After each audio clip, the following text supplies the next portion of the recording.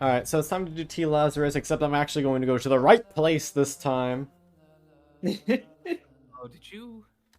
Spent 2 hours going to the corpse when I already beat it? Possibly. Why? It seems that even when it's an Overwatch stream, we always end up back here, huh? Three of us. I wouldn't touch Listen it. here, you little shit.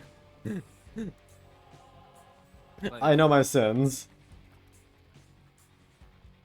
I mean, I did a run in quiet while we were going. I saw you playing it. Yeah, I've been playing Warhammer this entire time. understandable. But yeah, I got Cane to Beast, so I got Pound of Flesh. Hmm. I It's alright. I want to get that item on like a keeper run, just to hate myself. Hmm. Foxy Boy is full of sins? I thought we knew that already. This isn't new information.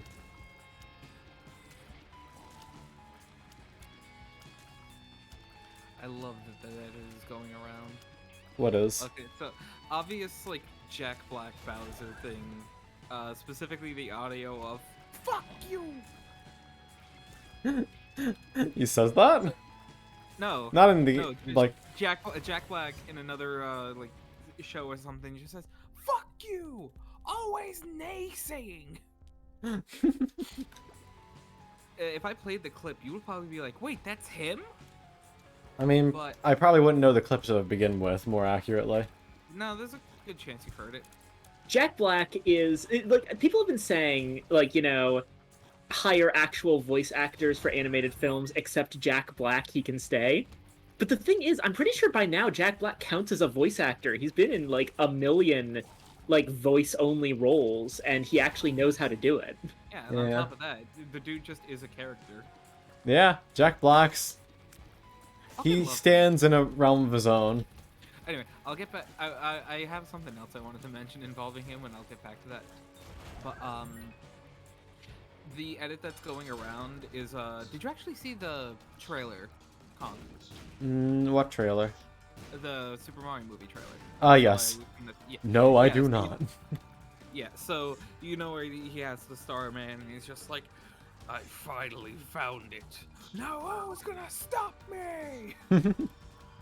Yeah, this simplest edit. The stop is replaced with fuck. God damn it. Fair enough. Fair enough. As soon as I found it, I did a quote retweet, and I just said, "Me when I finally buy a maid dress." God damn it. So, do I do drugs this run? Yes. Nice. Nice. Nice. Tears down. Fucking called it. Fucking called it. Every time. Hey, at the very least, when the tiers go below your base, and you don't have like an item that's purposefully affecting it, the next tiers up you get will be slightly larger to compensate. Is that how it works? Yes, I've seen it. Like regular tiers up give like 37, like 0.37 or something, and after I get a tiers down till it goes to like 60 something. Hmm. And even still, if you get a tiers up. Ooh, Bombay ain't the worst. And multi-dimensional booby. Yeah. Oh, anyway, because of all the Jack Black appreciation going on, there has been a bit of a hot button topic.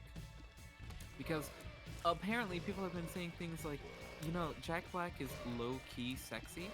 First of all, Hi, kid. cowards, he is sexy. Yeah, he's high key sexy. People only say low key because fat phobia. Exactly.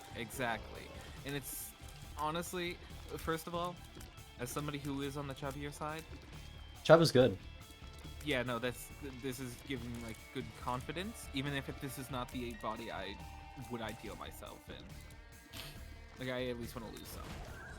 Anyway, I am greatly appreciating this, but on top of that, it's just, dude, Jack Black is so fucking good. He's just a funny dude. He's just a good guy. Like, Yeah. no ifs, ands, or buts. He's on like the level of Weird Al for me, where he's just like, I would just love to hang out with him. Dude, God honestly, damn it. I want to like I would love it if he was on Fiverr or something and he did one of those like, oh, pay me to read something to TOS compliant. Right, yeah. That'd be pretty That would be nice. fun.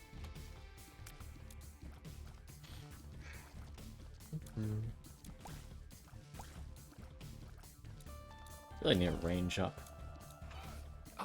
Oh, right. And there was one more post that I saw involving all like the Jack Black is fat and like fat phobias around issues. Like, man, I love seeing all these comedians trying to riff on Jack Black. Like, they have 100 issues with him, and 99 of them are that he's fat.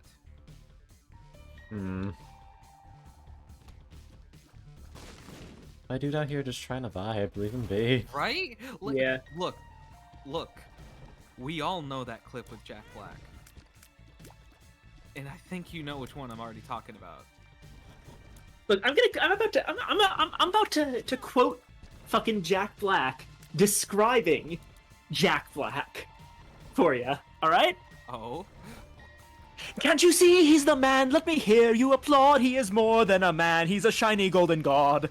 But no, but honestly, how can anybody hate this man, knowing that he's a good person, and then he just played that toy sax? Ba ba ba ba da ba da ba da. 1, 2, See, that's the 3, thing. Is 4, that people, 1. a lot of times people hate like people who are like obviously good people because they're good, and it makes some people just feel inadequate about themselves if they know that they're like jealous, hateful people. 1, 2, 3, motherfucker. Bum bum bum ba da ba da ba da. God, the saxoboom bit is still one of my favorites. Please tell me you've seen the edit that's like, and welcome, King Bowser, and it like pulls up like the flamey background, and it's just. I have not seen that, but that sounds fantastic. If it ever shows up on my timeline again, I am throwing that at you. Thank you, highly appreciated. Oh no, what happened with Lilin to make him publicly post, I think I'm a Reaper main now? We were playing earlier and they got a pretty good set of kills. That reminds me of like that one post that was basically went, I love instantly picking Reaper in lobbies, saying something ridiculously edgy and stupid, and then doing very well in the match. And it was just like, this is old Overwatch, but it's like guy insta picks Reaper, and then the chat it's like someone else is like healer, and then the Reaper guy goes unnecessary, and then gets play of the game.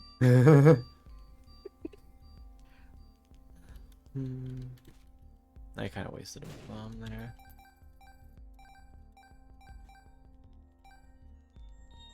Yeah, but stale though. I don't know why I did that when I could have gotten that for free. That's also a health up pill. Did you want a Gamba?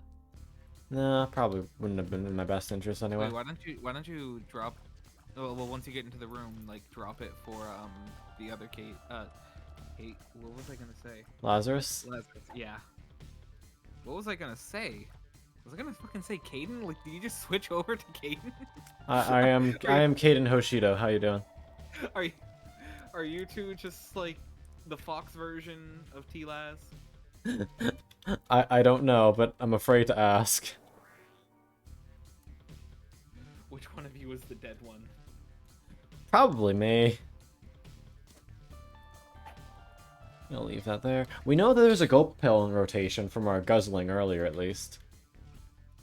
That sounded terrible. Anyway. Oh. Pop quiz time. Do you remember what horse pill gulp does? Make it golden? No. Every gulped trinket gets you a soul heart, too. It's either Oh, one or two. that's kind of nice. Yeah.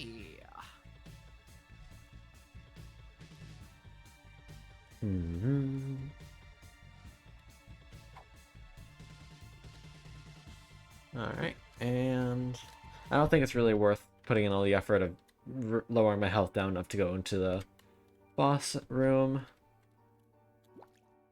So I'm gonna just go.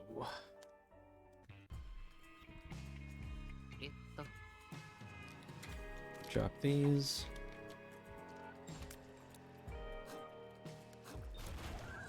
Cool. Eat this.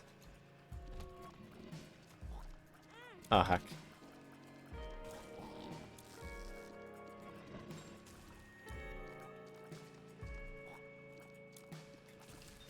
There we go. Go in the curse room with my red health. Ooh. Okay. Soul hearts. Health up pill.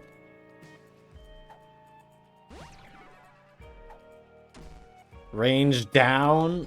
Ugh. Round. Rage down, or rage down? Rage down would be nice, but... Holy shit, Samson debuff. Damn, that sounds kind of cringe. Why would you ever do that to my poor boy? I'm desperate enough. To pay out, though. You were desperate enough for the mush. Mm-hmm. Honey. Do you want to talk? I'm not a therapist, but I can listen. God damn it, Blip Blip. I basically have to utilize multi-dimensional baby, because he's my only range up. You know what you need to make this even better? Number 1. Therapy?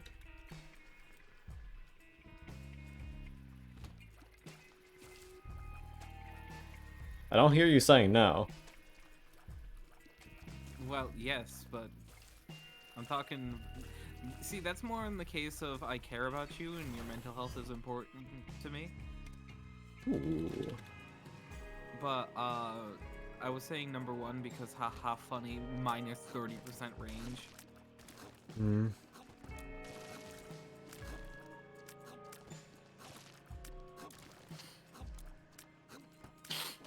Oh, by the way, random fact, did you know that tier height is a stat?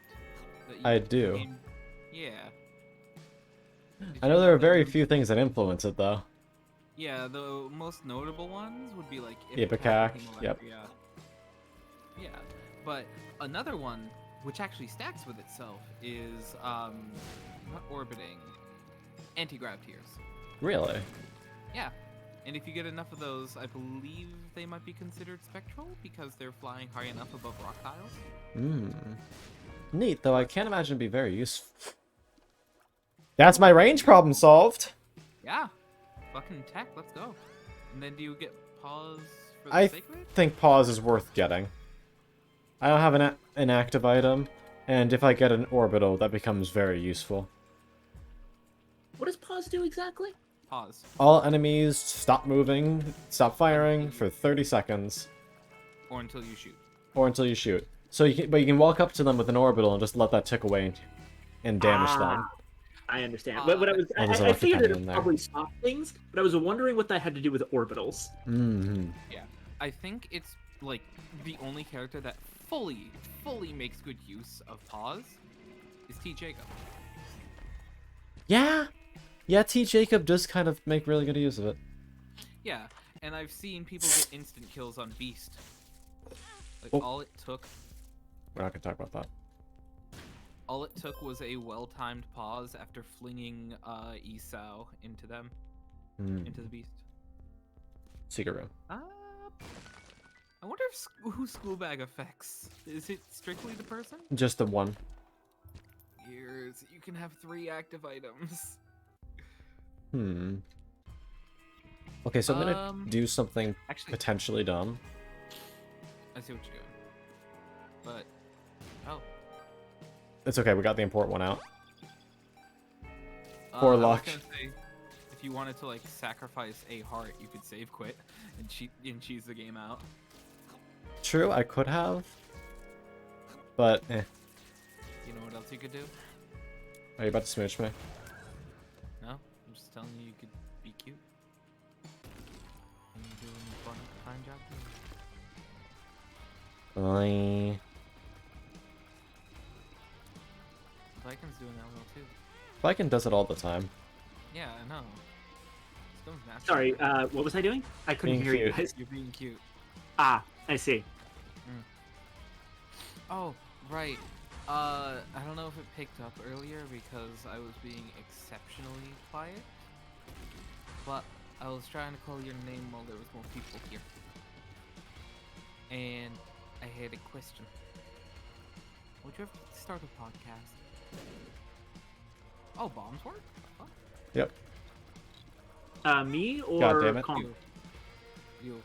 If I can. A podcast. I don't know what I would talk about. See, the Easy. thing is that. So first off, not One Piece. There's already some really great One Piece podcasts, and I don't want to step on their toes. The one that I remember the name of most, there's like I think there's one called the Grand Line Review, and there's also the Pod D Cast. That's funny. No. As Yes, a joke, Pain is on the menu. How you doing, Professor? Monkey Luffy. There's like a thing in One Piece with like making jokes about the D in the middle of Luffy's name. God damn it. But overall, I just I'm not sure I could just make a podcast where I talk about whatever I want. That would be, I think, the easiest way to do it. But also, that would require me to be like. What? Oh, it was an You don't elite. get a podcast where you talk about whatever unless you're like already internet famous in some other direction. Otherwise, you got to have a themed podcast, and the thing about that is that I wouldn't really know what to talk about. Something about dead Laz having 9 extra lives is fucking funny to me. Understandable. Have a. Okay. I Sweepy. understand it'd be a lot to do, Viking, but at the same time, I Fuck. just like to hear you talking. Me. I do appreciate it.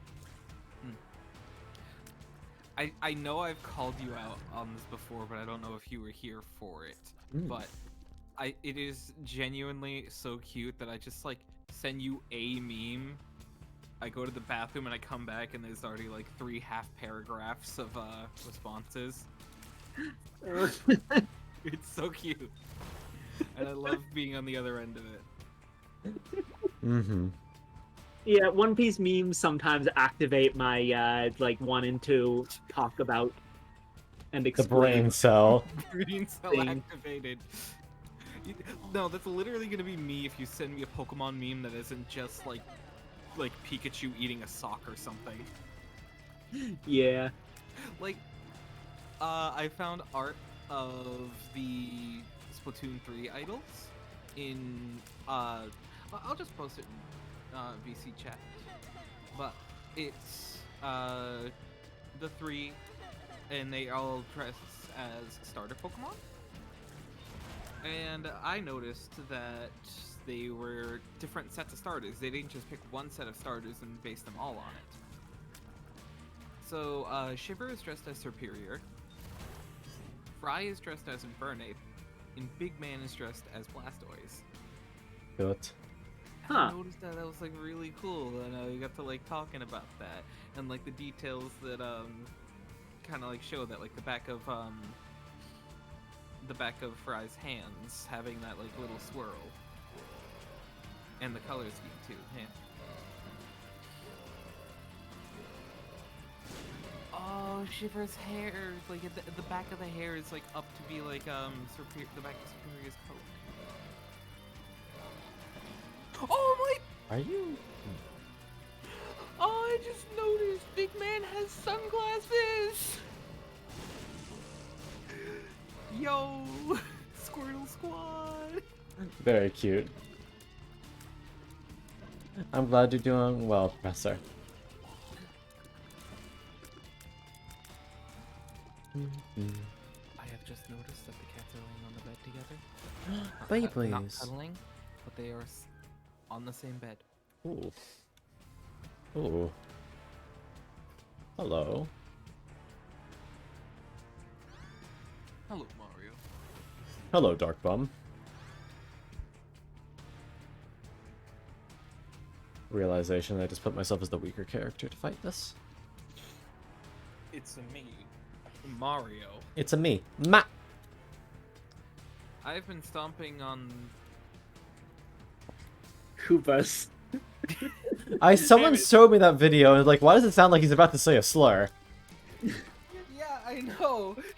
It's like he only remembers some slur about them, and he's just trying to not say it. Fucking shell bitches. Remember, Chris, you can't say this word. Thinks constantly about that word. Pretty much.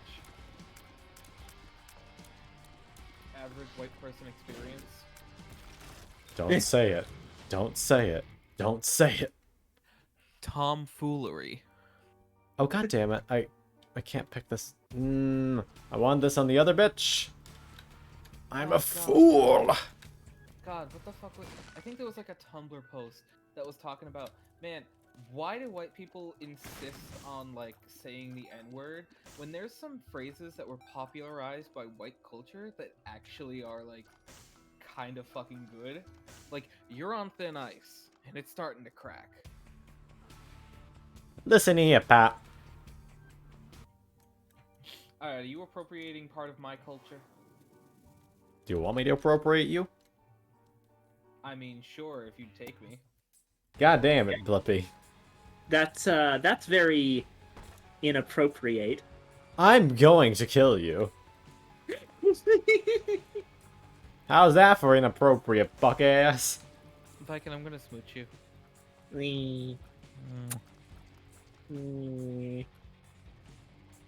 This has been the actual best part of having this mic, is the fact that the smoochies have effects now.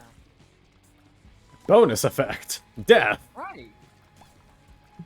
Proc coefficients. She's trying to get, what's the fucking term? You know, in TF2, the closer you are to the target, the more damage you do. Ramp up. Ramp up damage. Ramp up. I still like that mechanic, even if it's weird and kind of stupid. Oh, perfect. That's all I needed. Thanks, buddy. Now, hopefully I won't lose my double deal to stupidity. He says, knowing damn well he's going to anyway.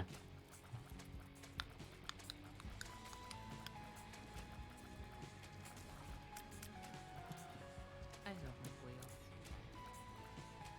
whales. Boya. My whales. You goyles. My whales. G-O-I-L-S. I'm glad you love your goyles.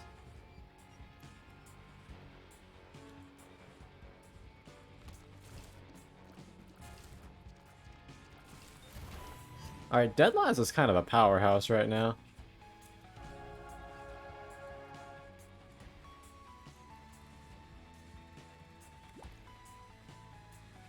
Thank you for the blue spider. I Oh my appreciate you, Dark Bomb.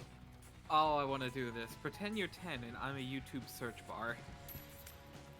And it shows up on my timeline because of Vale, who says, Minecraft, insert skit name here, bloopers. I know what I was looking up at 10 years old.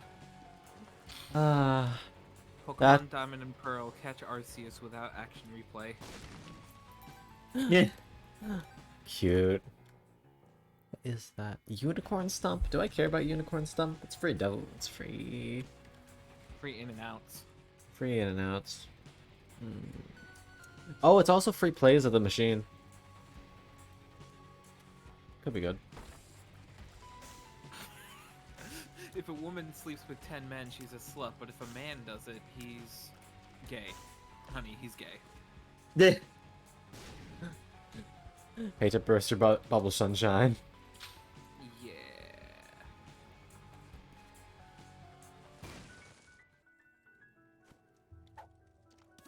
Oh, I didn't. Well, I got flip early. Full card. That's not bad. I can get access to a lot of things right now. I have 28 coins. I should probably check the shop. But before that, I'm going to grab this. Because you are a baby. Fine, I'll take you too. This amount of survivability is frankly disgusting, but whatever. You know what's not disgusting? Subscribing with Twitch Prime. Alright, Daniel. Don't you dare ever call me that again. Daniel, derogatory. Dan's a good bean. He is.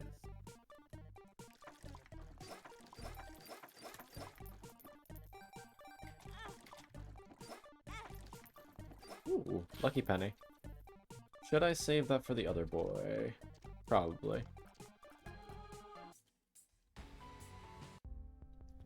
I really want... I'm taking Black Candle right now. I know I could wait until I can get Mom's Purse for free. But I'm not doing it. I'm sorry, I'm lazy.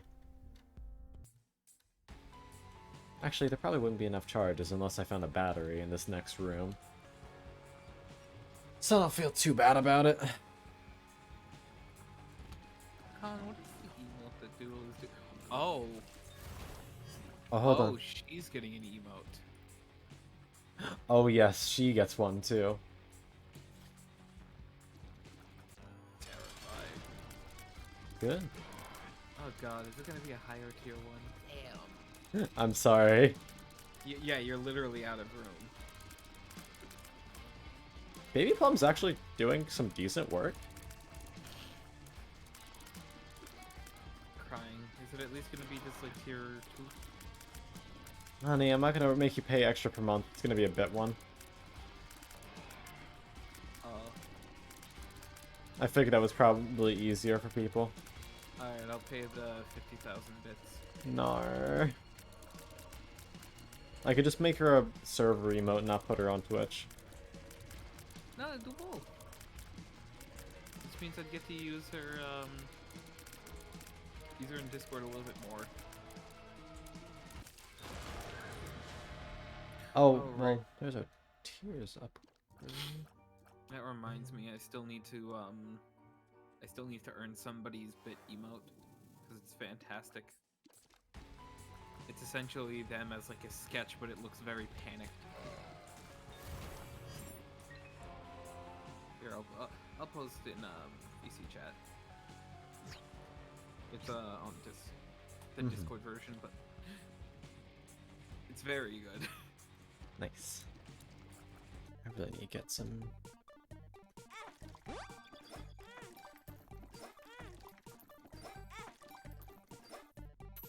Ooh.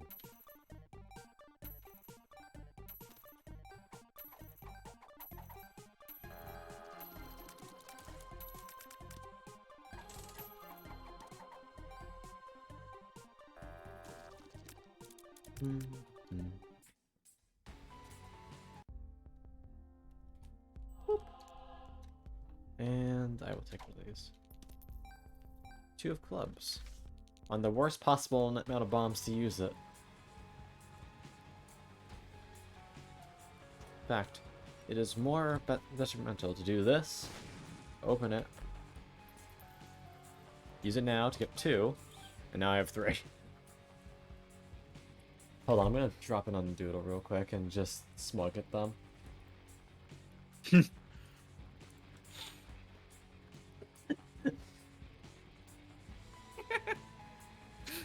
Are you actually like listening to that stream? I can't, because then stream would hear. Alright, yeah. Perfect timing, by the way. Why? What'd they say? Please relay. I'm sorry. I need to hear it. Just a second. I'm giving the temptation. Oh! Okay, so I just mentioned like, oh yeah, no, I'm just vibing with a certain Falsk. And it's like, oh, could you relay to the Fox that he's cool and handsome and yada yada, and then you, without hearing anything, just Smug. Yeah, like, that... Oh, I take it back. No, he's not. He's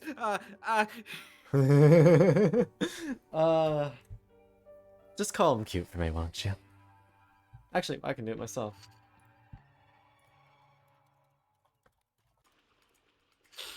Oh no, that's what the emote is.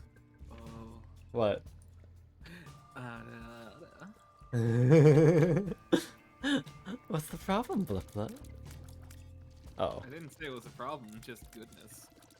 Oh, goodness gracious. I'm Baby I'm going Plum, you to- betrayed me.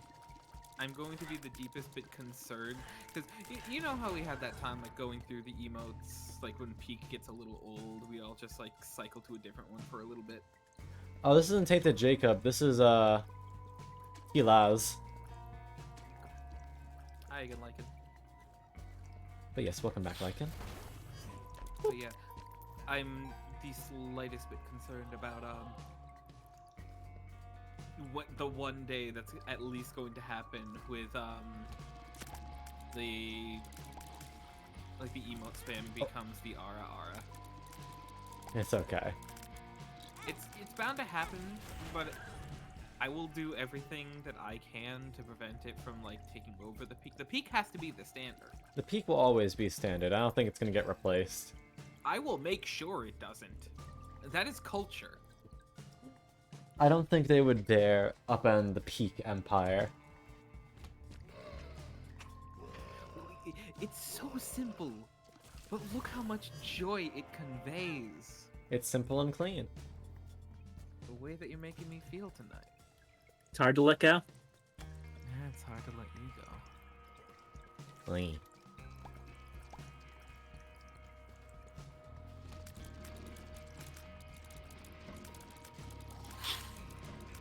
I'm really missing my damage, man. Oh, I just realized it passed midnight. You gotta go Betty Buys. 10 to 7 shift tomorrow. Yeah. I should be home around like 8 if that's the case. Hey, Blippy, how do you feel about One Piece tomorrow? You free at all? Also, Blip Blip. Yeah. From Thank Lycan. you. And for liking. But it kind of depends on what Khan's doing. Gotcha. Because like, I'd be down for it, but oh, fuck this room. tell you what, if we can do it later in the night, if I'm not tired. Yeah, I'm always basically free relatively late, so that could be fine. Oh, hello, 2020. Oh, I didn't even see that. That could But definitely yeah. help balance out our other boy. I am free Monday night into Tuesday, and the only plan I have for Tuesday is I am going to be doing a stream. I hope you don't mind that I say that, Con. No, you're good. But I'm doing a stream. I'm gonna raid into somebody who has a stream planned that day too, and I'm gonna be there because it's somebody playing Kingdom Hearts 2. My second most replayed game ever. So I like to be there to help. Thoughts on Chaos? Why are you thinking about Chaos? I'm There's, gonna... there's a package deal in there. True, I need to It's charge up, involved. but I don't think I'm gonna have enough charges. True. Cringe. Okay, well, try our best. We'll see if we can somehow scrounge together charges. You know what's funny and paradoxical? What? Let's say, hypothetically, you are cringe. Hear me out on this. Uh-huh. You are cringe. What you do is cringe. And yet, it does not bother you. You live true to yourself. You bitch. You accept Thank you. your cringe self. And thus that makes you based. Okay. It's an interesting What? thought. That's literally a character study of Garfield. What? seriously, Garfield's entire appeal is that all of Garfield's flaws are things that he considers other people's problems to deal with and not anything he has to work on. He's fat, lazy, gluttonous, and he does not give a shit about any of it, and any problems that he has with that people have with him are their problem to deal with. Huh. Fuck. That's a lot. I was just saying a developing internet philosophy.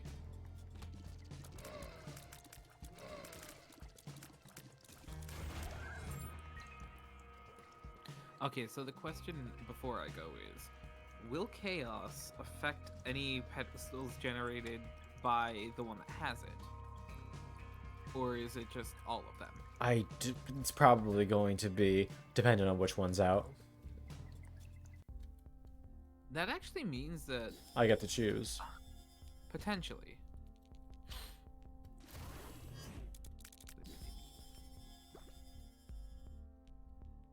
Anyway. Have a regardless- good night. Yeah. Good night. I get the feeling you're going to be doing something that'll have an open VC. It depends on if I have time to stream at all.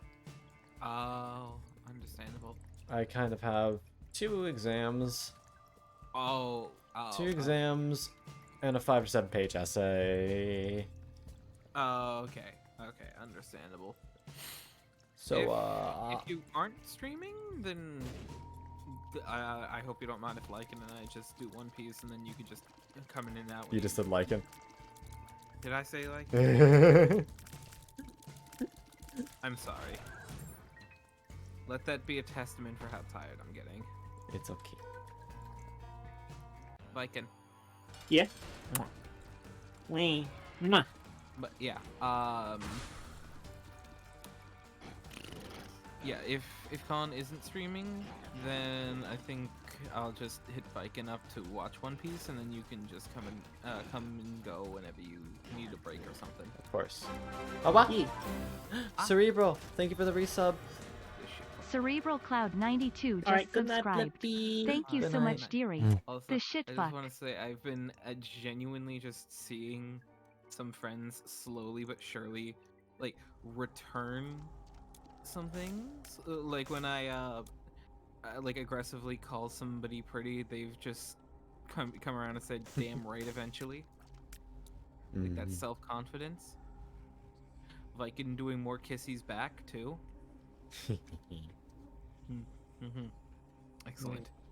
I'm being a positive influence. I see. Hell yeah. Very fair, Cerebral.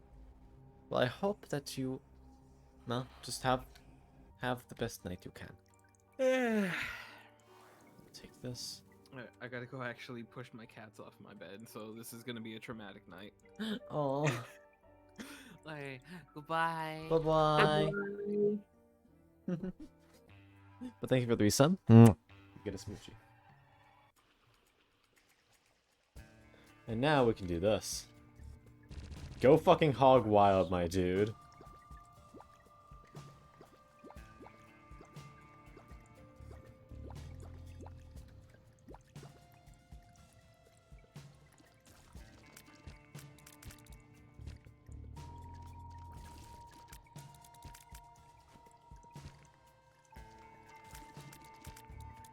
My dude just printed 6 black hearts for me.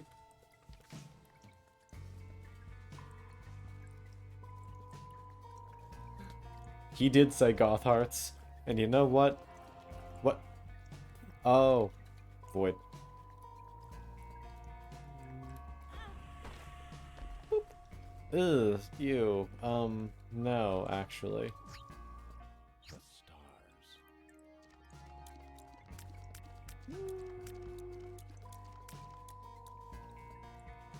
That was Subatorium. I don't really care about Subatorium.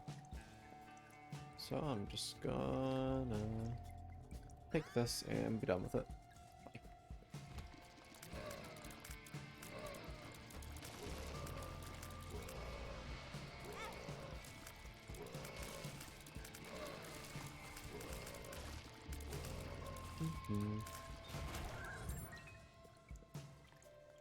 Okay, I don't have... Oh. Nice. Mhm.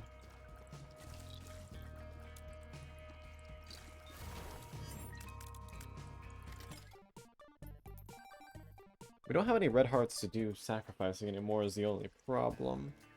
Though every room we can try it. Or every other room.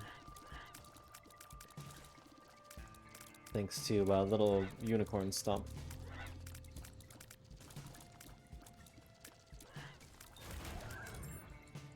Boop. How you doing, Viking? I'm doing good. How about you? I'm doing pretty alright.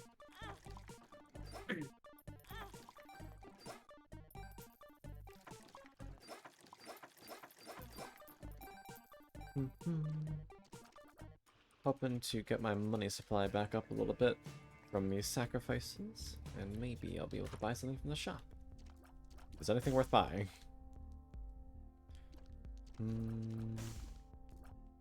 Oh, this is... Rosary could be decent. Tears upgrade.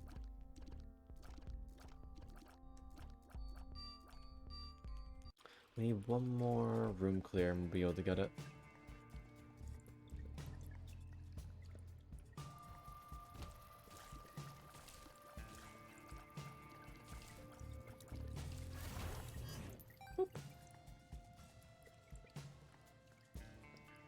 I just realized I left those 3 black hearts behind in that other room and I gotta go back for them. It's a little cringe. That's okay. So now if I do this, I yoink little spewer. Wasn't very good. I can now flip, get rosary on this dude. 3 soul hearts. And there we go. Hey Rat King. How you doing, sweetie? Oh, and now look at that. Our space bar is charged again.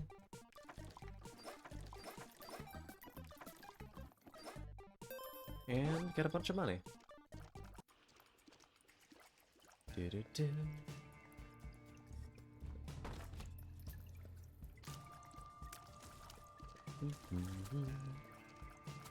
Feel a lot better now I have more health. Still nowhere near the level of power I want to be able to fight the ending boss, but we'll get there, hopefully.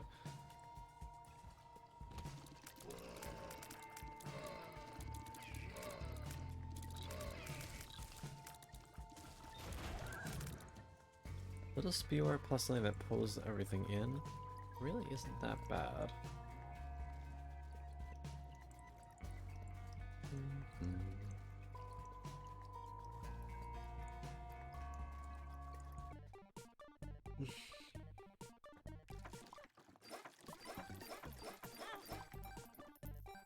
I overextended a tiny bit. Took damage I shouldn't have taken. But it's fine.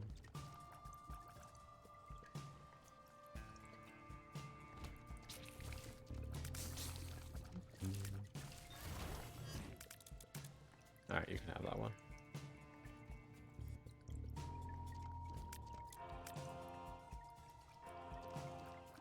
So many rooms in these.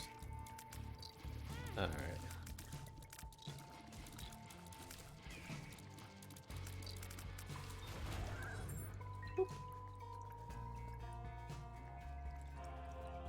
There you go. Now they have basically the same amount of health. This is a really big floor for it just being not XL. Kinda weird. Oh well. None of my business. Well, that means there's some rooms I'm missing that are special in nature.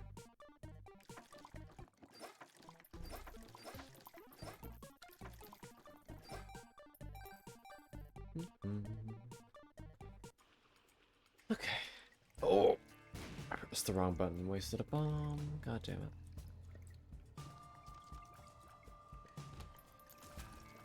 What's this?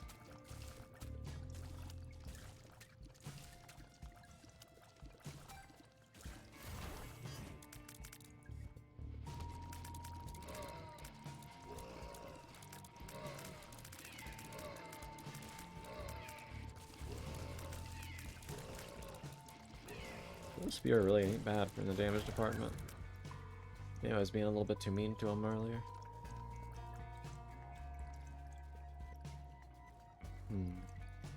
Viking, what is stirring in your brain of brains today?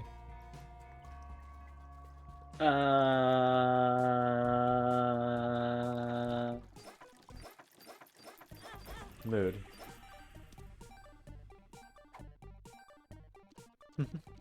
Yeah, that's about it. Understandable. Just one of them days. All of my focus is either on seeing what you're up to, and then also goblins. Goblins? Did I not mention I was playing Warhammer? Oh, right. I forgot Goblins was a race in there for some reason. Yeah. What do you mean for some reason? It's a fantasy setting. Yeah. We talk about orcs so often that we kind of forgot that, hey, them gobos do be there. Yeah, in the fantasy setting, the overall race is just called greenskins, and there's like a bunch of the greenskins do like include things that aren't literally green-skinned. They use some things that are used also by other factions like trolls, giants, stuff like that. But for the most part, you've got the 3 different types of greenskin, which are orcs, goblins, and snotlings. Snotlings? Snotlings, yeah. Man, that's not a flattering name, huh? They're the smallest ones. That sounds about right.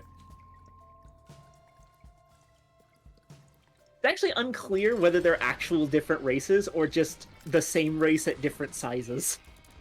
Huh. But yeah. I have a fondness for gobos. Hey, Gobbo's very laced. Yes. They're just as full of malice as the orcs, but they can't just hit you with big thing. So they actually have to be clever about it, which means that they're sneaky. And I like that. Very fair. Oh hey, a devil deal. Yeah. I'm not sure. Oh, right, I have 2 angel deal items from a devil deal. You know... What I'm the Houmst the fuck? Chaos. Ah. So, you know what? I'm gonna take this. Now I have a little shieldy dude on here. Flip this. I'll take you, because I think you're good. I'll take Quints too, honestly. Quints are pretty good. That didn't work. It spawned them in the devil room. I was hoping it was gonna bug and spawn them outside. That's on me. I kind of just wasted a ton of stuff. Oh well.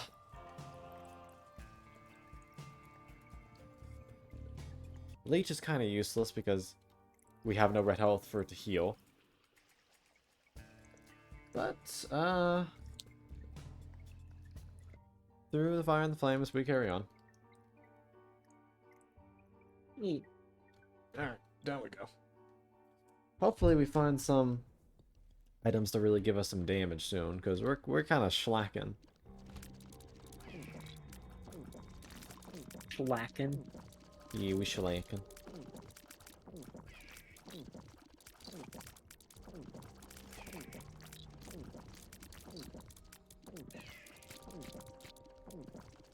Healing enemy. God damn it. Oh my god.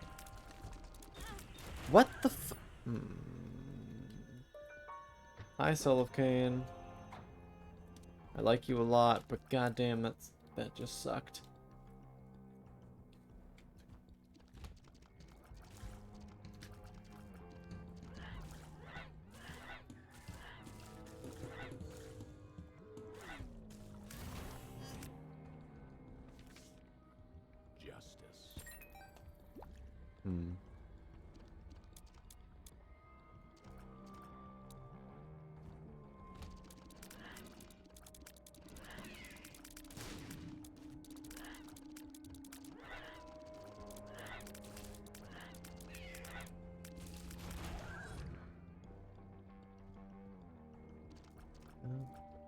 Alright. I kinda need to find my item room. This doesn't really feel like the right way. No, this feels like the way to the boss. Oh, you son of a bitch. You spawned on top of me.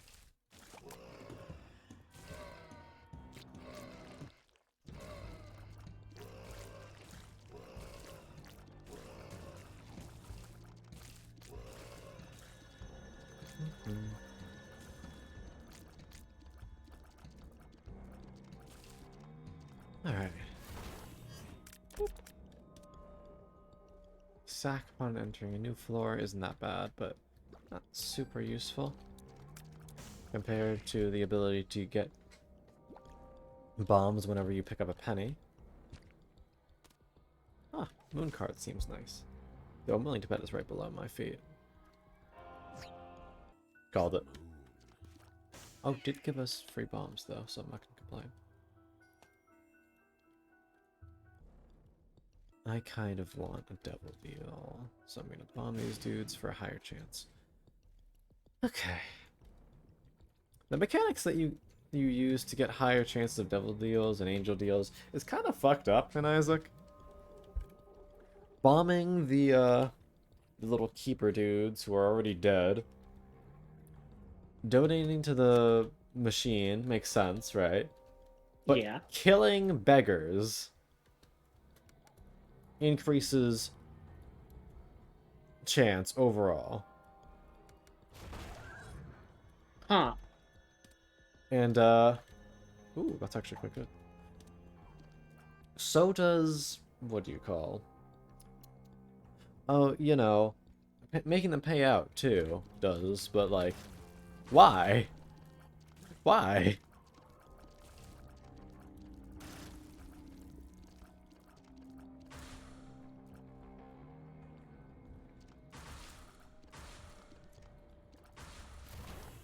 Pro strat there is just, hey, if they're walking over the void, kill them then.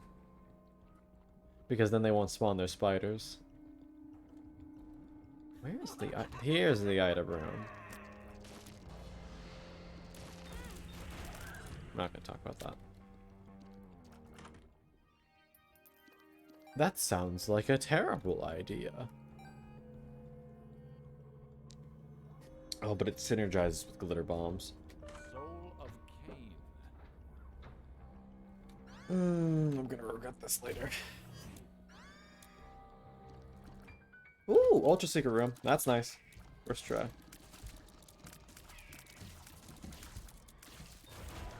Now this can be an item from any item pool if I go in right now. Oh. Dad's key?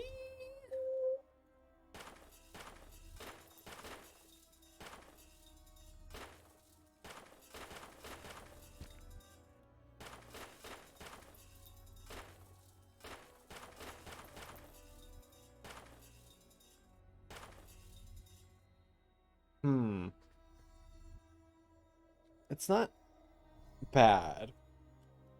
I just kind of don't like this item. Here, let's see if we can switch into something more useful. Oh wait, let's actually use this charge while we have it to get into the curse room. Oh, nice. Extra health. And we're out.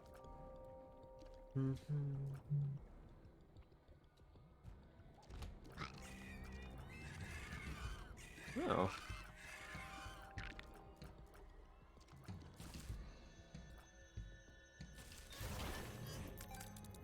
Hello.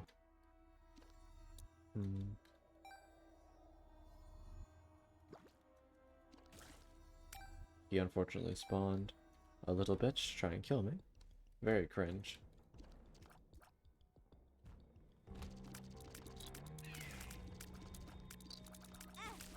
I still got hit by that. Why would I want that? Yeah, there are items in this game where I'm just like, wow, for the low price of nothing, you can probably kill yourself. And yet in Noita, that's considered a feature. In Noita, everything is a feature. That's the difference.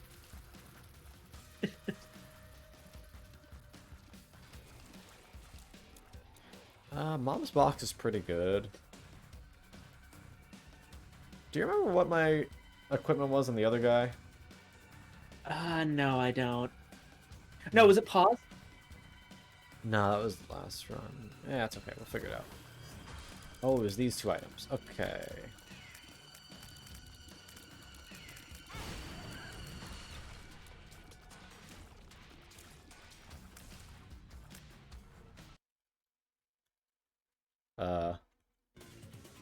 That was weird. My music bugged out. I think I'm going to take this in place of paw, because it doesn't currently do anything. Broken padlock is interesting. Lets us open things with bombs that we can normally have to open with keys. Have I seen Vinny's corruptions? Only a few. I haven't seen many.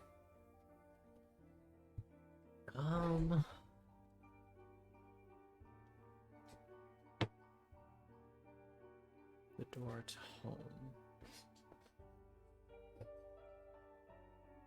I think I'll take this. We have a decent number of bombs right now. And you know what? I'll take this. It's extra damage.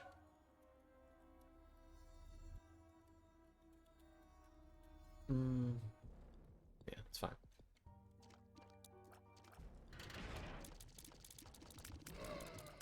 What? What? Ah, invisible bitches.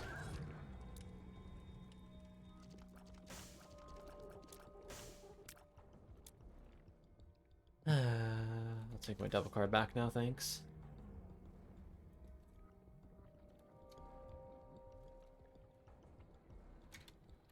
Now, if we go all the way over here, hopefully, we'll find a shop that has some health on available for us to use.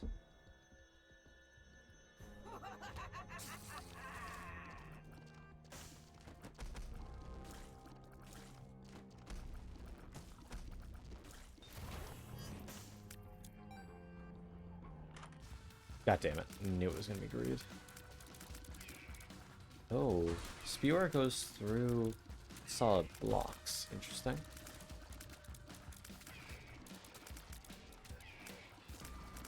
Nice.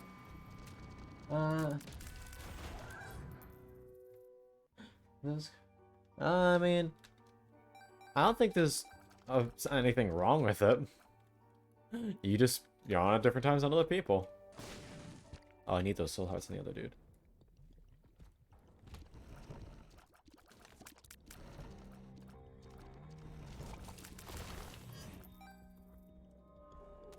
I don't want mysterious candy. I'm good, thanks. That just sounds like something that your mother warns you about on Halloween night. Don't eat mysterious candy from strangers.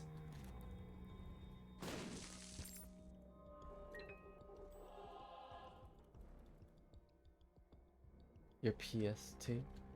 I mean, that's fair. I'm EST, so it only makes sense that you show up what I consider, later. Here, dude, can you take this? Thanks. Should be able to nag those when I switch to the other guy. Still depths 1, so I may get a shop. No guarantees. God damn it.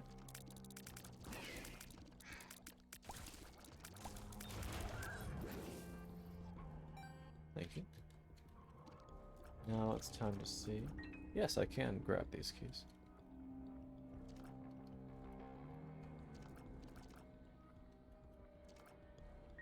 Perfect. Okay, keep it up. Ah! Oh god, they fully decharged my fucking thing. Oh, gross. That's... Oh, I don't feel good about that.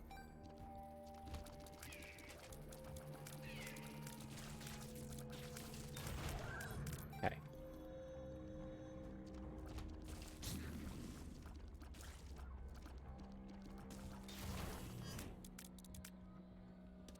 Ooh, extra secret room. Seems pretty decent. Speed up. Gulp. That's actually quite good. Why did that change Spewer?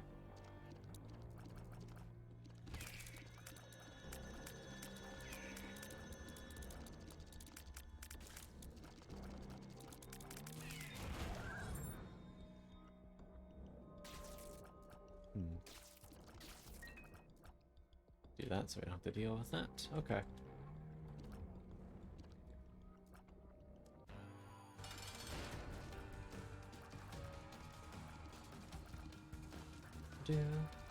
Changes effect with every pill? I see. Well, it's nice that we know our gold pill now, at least. Did anyone catch what color that was? Yellow and white, maybe?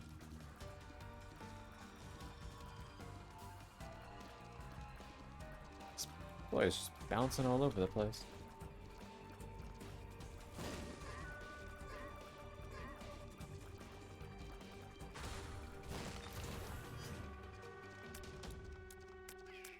Yeah.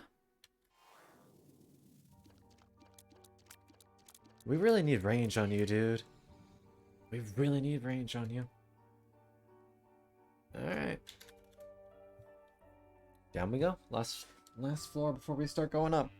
Oh, actually, no. We still have to go to the other side.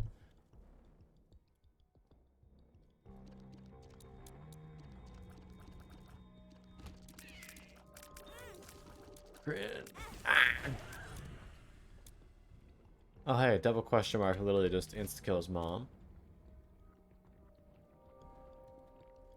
Red shift to help you late at night. That's nice, at least.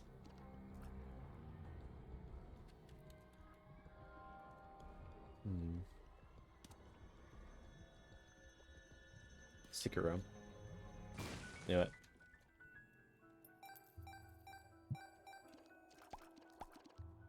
Shop. Damn it.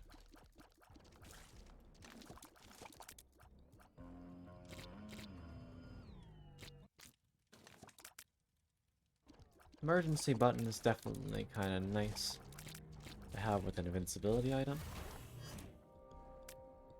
Angel chance, a little bit late for that. You're kind of nice, though. If I can get you, I'll come back.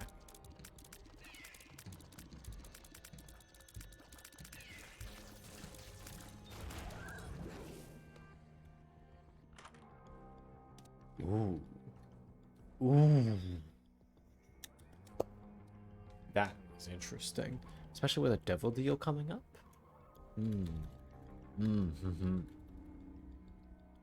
I'm remembering this room.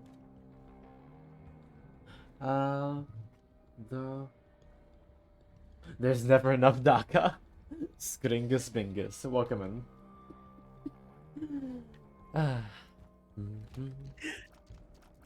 Oh man, we were just talking a little while ago about Warhammer orcs. More DACA. More DACA. Never enough. Admittedly, like I said, that's more of the 40k side, and I'm more of the fantasy side, but still. Still. Speed up.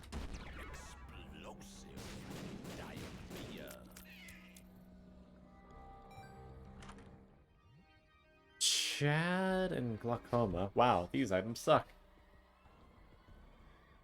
Actually, little Chad's gonna give parts that you can feed on. I think this is more 40k orc talk. Hold on, I can do this one. I believe in you, Viking-san. Oh man. Oh, it's this copy pasta. We spin rotten red because red makes you go faster. So the boss thought, hey, maybe it make them gets learn faster. So we started writing in red. Then we started getting smarter. We started contemplating life and stopped fighting. But then Barbell got depressed and crumped himself. So now we can't write in red no more. Oh no! Poor baby.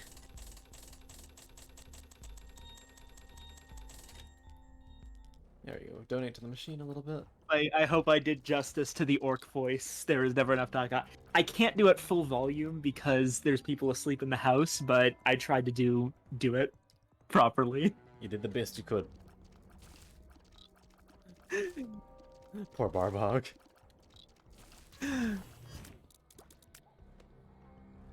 I'd say dicks out for Barbog, but orcs don't have them.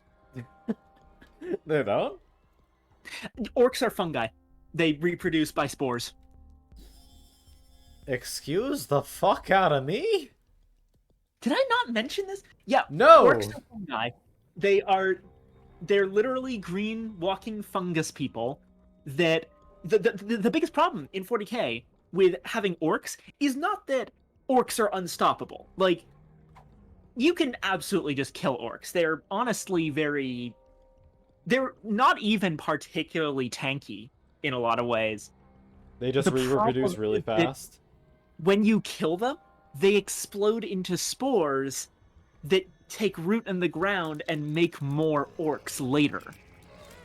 So once a planet has an orc infestation, it can get out of hand really fast unless you burn them. Huh.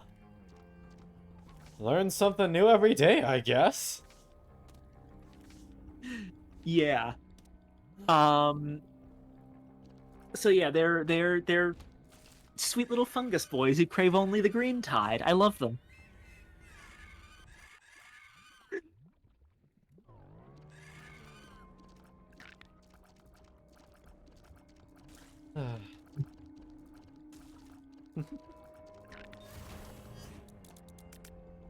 The spaceships. Yeah. I've heard that. I heard that. Like, feeling the breeze on outside in the fucking void of space. I should mention also that orc ships, not only the Windows thing actually I think buries the lead on that one, which is that they literally just fucking pilot big rocks through space. Because that's what they think a spaceship should be. They literally just fucking put thrusters on rocks and expect it to work, and it does. Jesus Christ, these boys. They're too powerful. Yeah. Ooh,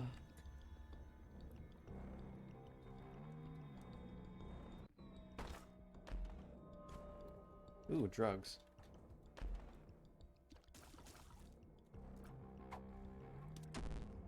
Fuck. Dane.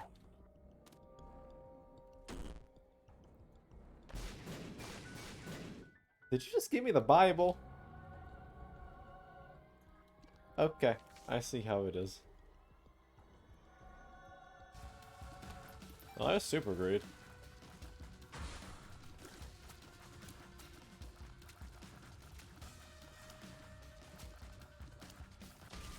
Yeah, the orcs also were they were essentially a super soldier experiment by a precursor race. Mm-hmm. So that's a whole thing. They literally just they were essentially a slave race bred for war, and then their precursor race fucking died. And now they just exist and are everyone else's problem.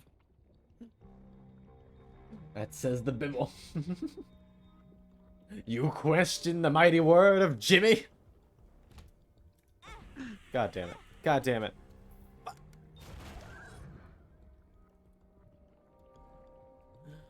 I'm not very good at this game.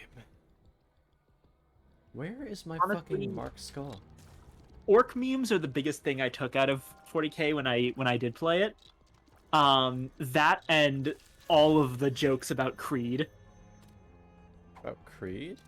Oh, Black. Oh, Usarker Creed is a fantastic, like, meme character for the Imperial Guard. He's basically a just in lore, he's just a really good Yes. general. Uh-huh. Who is good at tactics, and he has an ability called Tactical Genius. Mm-hmm. It's just that the way that this was implemented in the tabletop made him like the Warhammer equivalent of a Chuck Norris joke. That worked. I see. Let me find the specific wording for the ability, cause it's pretty fucking interesting. Mm-hmm.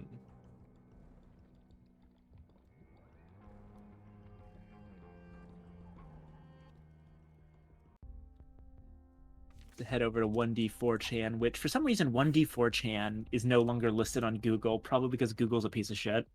Mm-hmm. Are you?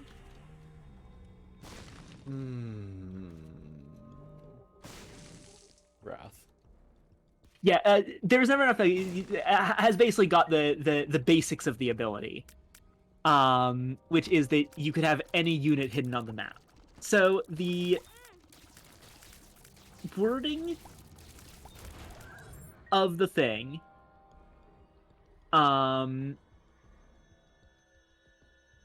was where the f is it?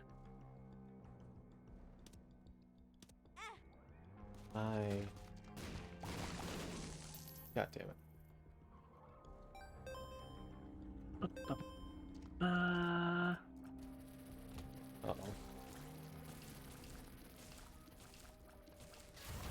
So okay, there's a type of unit thing that you can do in 40K called scouting. Certain units, generally like specific light scouting units, have the scout ability, which basically means that in the middle of the game you can declare any units that were hidden by scout.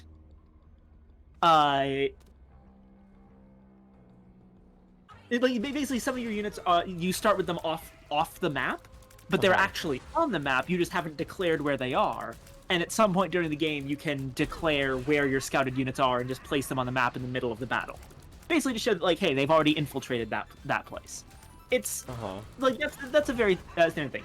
Now, Creed had the rule Tactical Genius, which basically meant. Oh, I'm sorry. Did I distract you? No, you're good. Which basically meant that any unit could use the scout rules. Oh. This included things like Bane Blades, which, if you don't know Warhammer, a Bane Blade is like a tank, but more so. How are you more so than a tank? It's Warhammer.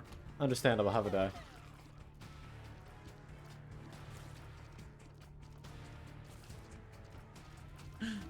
It's considered a super heavy tank, and it's basically like, imagine a tank, but it's like double the size of a tank, and it's got like 5 mounted guns on it. I see. Also, Bane Blades infamously have that one bit of art, yet another 40K meme. Drive me closer! I want to hit them with my sword! I see. There is some amazing art of Bane Blades with Imperial Commissars sticking out of the top. Just holding up a chainsword as if that's going to be at all relevant to the battle. Like, you're sitting in a tank. You are so far above the battlefield. Why do you have your sword out, you dumbass?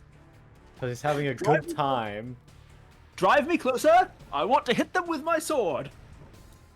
But yes, Creed could fucking scout a tank. Meaning that, like, oh, there's, like, a chest-high wall over there? Fuck you, I had a Bane Blade hidden behind it. Tactical genius! That, you know what? If someone managed to do that, I'd probably call him a tactical genius too. Yeah.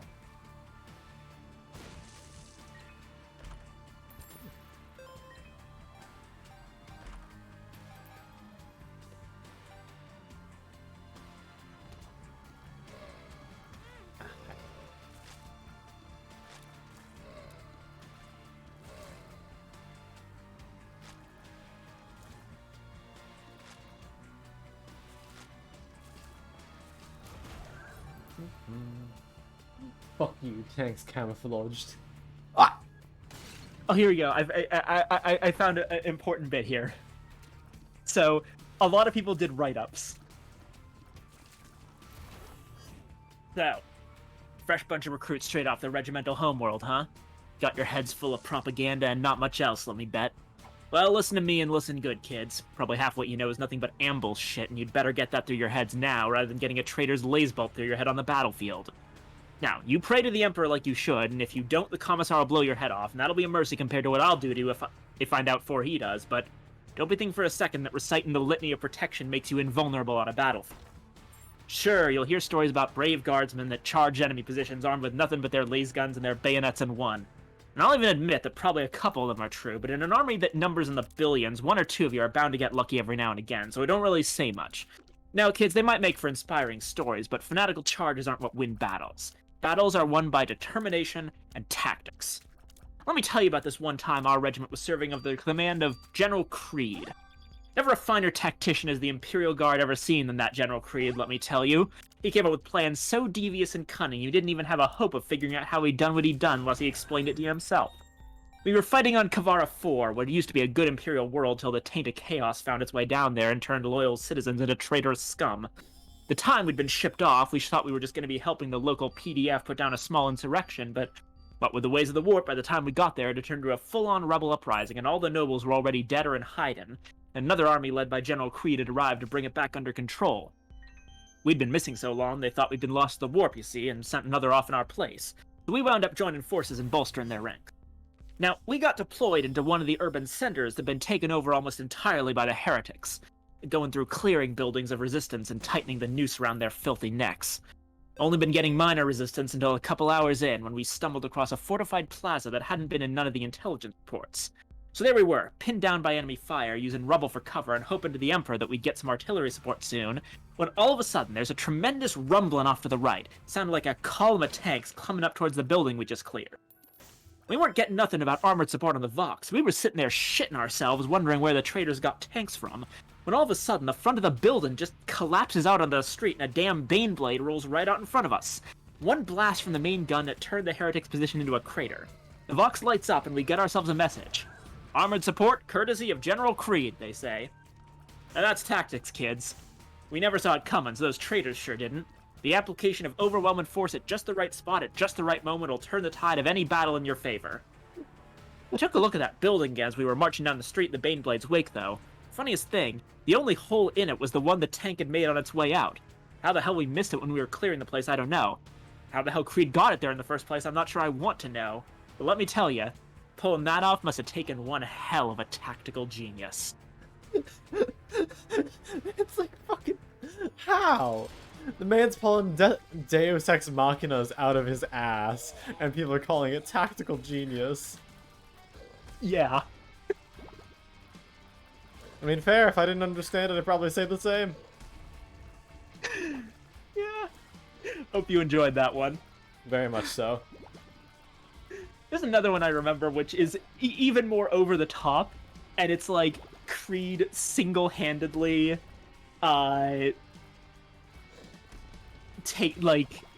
pushes back the forces of chaos under Tzeentch specifically in a game of chess with the fucking trickster god.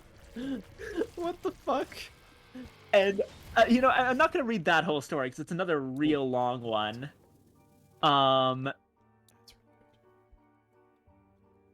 And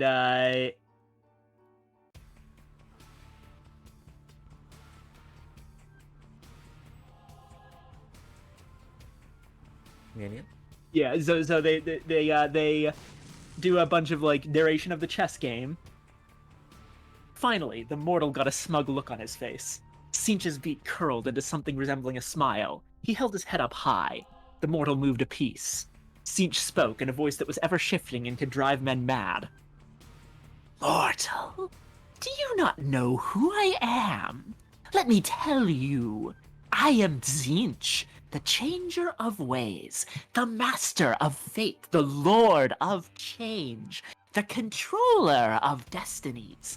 I have existed before the stars, and I will exist long after they have died. No mere mortal could possibly... Then, Siege spared a glance at the board. What is that knight doing there? Siege stared, utterly dumbstruck. His eyes bulged and his beak dropped. He saw the reason for the mortal's smugness. It was checkmate. Siege let out a cry of rage. It was a cry that echoed throughout the warp, driving Imperial Psychers insane and Chaos Sorcerers more insane. It was a cry containing a subconscious command. All across the galaxy, the demons of Siege vanished from the material world, never to return.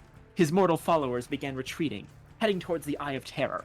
All the gods, demons, and mortal followers of Chaos took notice.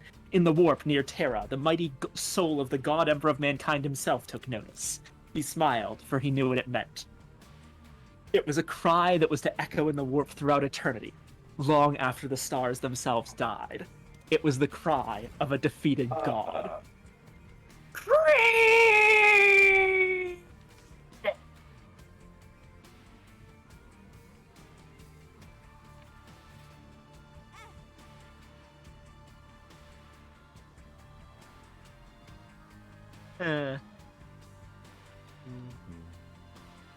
We're not going to talk about what just happened. Oh, did you die while I... No, narrated no, that? I took a mega range down pill. Oh. Also, I admit I kind of agree in terms of the actual 40k lore. It is absolutely, like, silly and ridiculous and overblown. Which is one of the reasons why I heavily prefer fantasy. But, the stuff I've been reading is not actual official 40k lore. It's fan lore, and fan writing. Which I find that a hell of a lot more interesting, because I feel like the fans actually understand 40k better than its own writers. Death of the author. Yeah.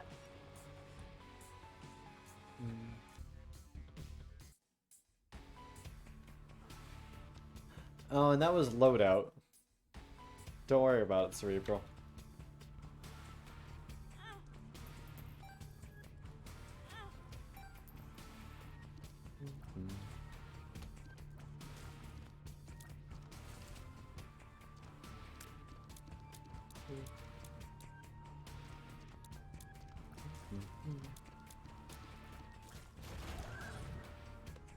Also of note, regarding the official fiction of 40k, the one I always recommend is, I'm a huge fan of the Caiaphas Cain series. And the nice thing about the Caiaphas Cain series is it actually pulls the stakes in quite a bit, because the stakes are generally this one regiment of soldiers, and more specifically, this one Imperial Commissar who's sympathetic and we like. And, like, when you take that kind of scope, the world of 40k, and in all its ridiculousness, actually feels like an insurmountable obstacle to any sort of, like, survival, really. Like, it's genuinely a huge deal whenever Cain manages to get out of a silly, like, get out of some kind of ridiculously awful situation yet again. Because 40k being so over the top and dangerous, it's like, wow. So yeah, Caiaphas Cain series. But yes, fantasy tends to be more character focused than 40k is a lot of the time. And I find most of the factions in fantasy more likable. Even like the bad guys, like you were talking about the Skaven. I've always been an orc fan, including in fantasy. So like characters like Azhag the Slaughterer or Grom the Paunch or Wurzag really appeal to me. Because like, let's be real, 40k orcs, while the race has a lot of character, you don't really get individual characterizations the same way you do in fantasy. It's just like, hey, the orcs are up to some fun bullshit again. There's a couple of named orcs in 40k, but I couldn't tell you a damn thing about them.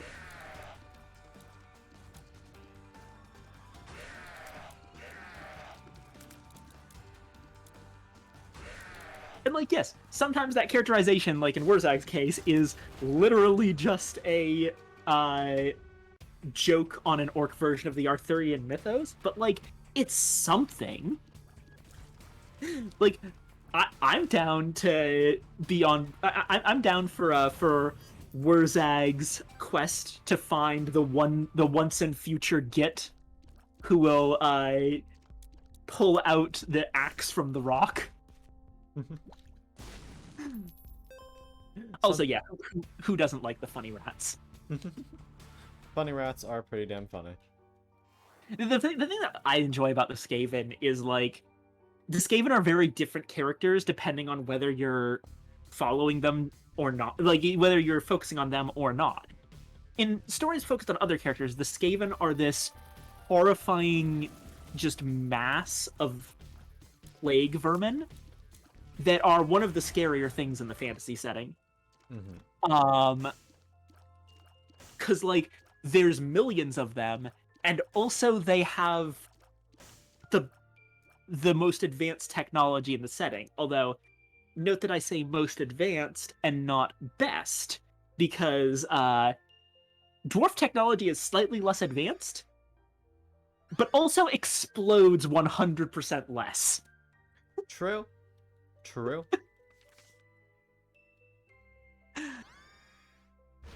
But yeah, then when you focus on the Skaven, they're a bunch of hilarious backstabbing idiots.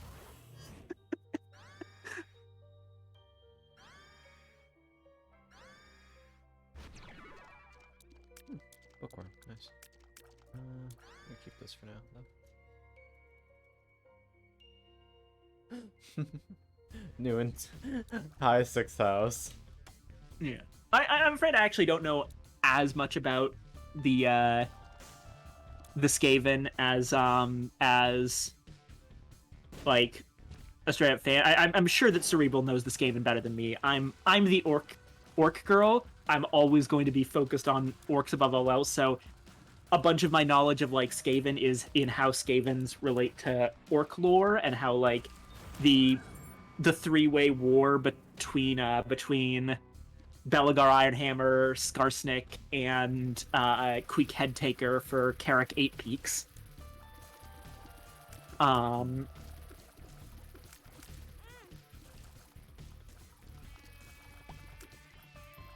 I didn't know that. Were they originally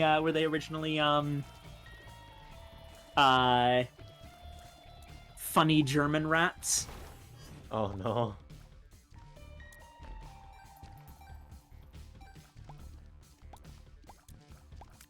Yeah, fair enough. I mean, there's still a lot of weird shit going on with like Skaven lore. I mean, let's be real. The entire lore of Clan Eshin is ridiculously racist. It's literally, we sent rats to Japan and they came back as ninjas. Oh. Huh.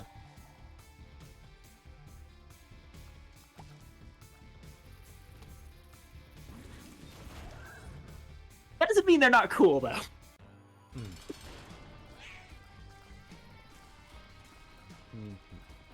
It's just also unfortunate with, like, propaganda depictions involving, like, rodents and various Asian cultures that, that's got some bad implications. Yeah.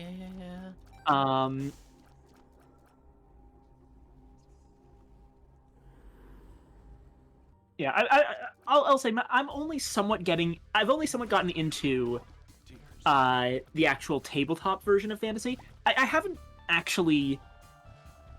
I have some old orc figures for 40k in my basement. Some of them have been assembled and painted. Some of them just haven't been. I'll get back to those eventually. I don't plan to buy any new orcs from Games Workshop because I don't really like Games Workshop. If I'm going to be getting any sort of miniatures, I'm going to get a 3D printer instead.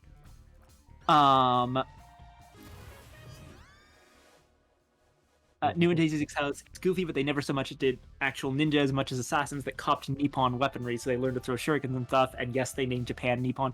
All correct. I'm being a little bit facetious in how I was summarizing that plot point.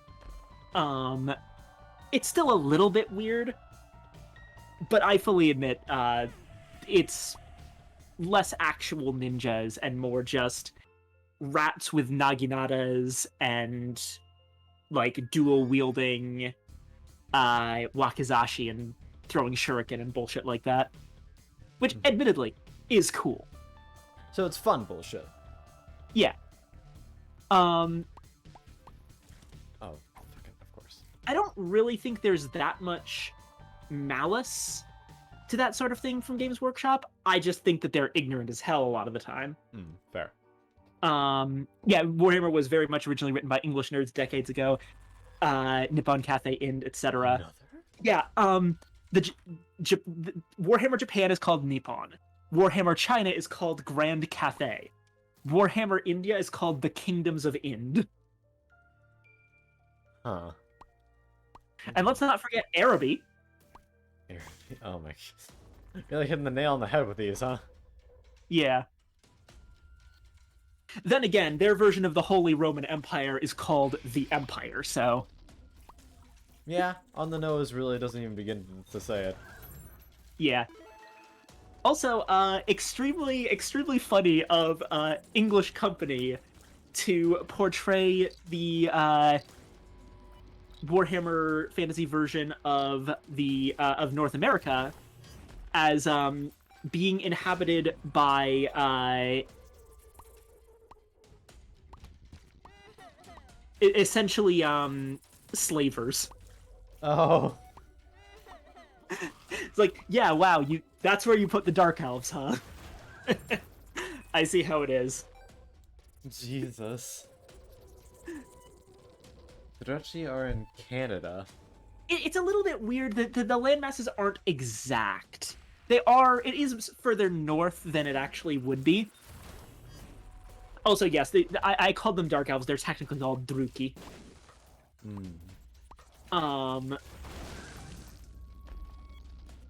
Yeah, so, as I mentioned, like I said, the fact that I'm getting into fantasy, that's one, through the Total War Warhammer games. That was actually my jumping on point. Which Total War Warhammer has actually been doing their best to kind of pull back with some of the more, like, unfortunate stuff in it. Like, they changed a bunch of at least they changed one of the silly lizardmen names. Because it was just impossible to take seriously, and it was a little bit weird to like, hey, these are fantasy Aztecs, but we are giving them stupid pun names. They kept tic-tac-toe, because tic-tac-toe is iconic, and they did make their own with Yukanazuzat as a survivor. But like they did change one character's name that was actually supposed to be taken somewhat seriously to Henoane, which is a much better name than Teeny Weeny. Yeah, I would say. And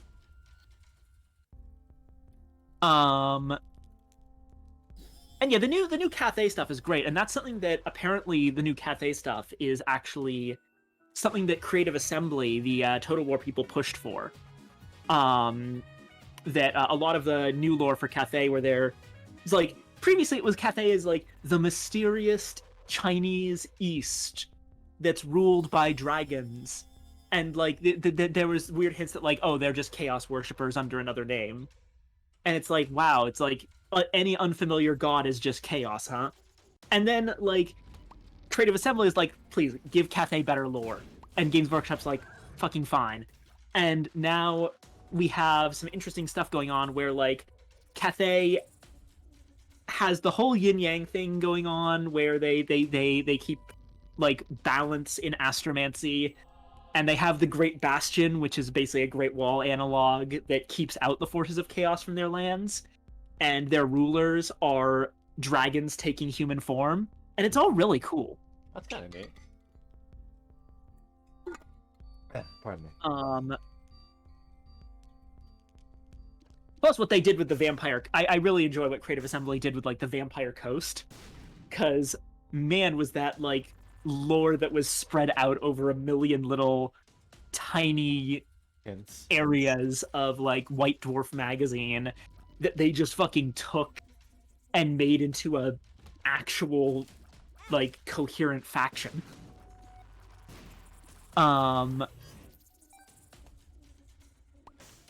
Oh god, the squats are back. Jesus Christ, why would you do that? Space dwarves were a mistake. But what was I talking about? No idea. I got off track. But yeah, okay, so the basic idea of the fantasy world, right? Unlike 40K, the other thing about 40K, it's too fucking big. It's like this gigantic blob of a sci-fi universe where it's impossible to care about anything because every fucking week it's a new planet. The only planets that matter are fucking Cadia and Terra. Everything else is just kind of, wow, everything's just getting fucked.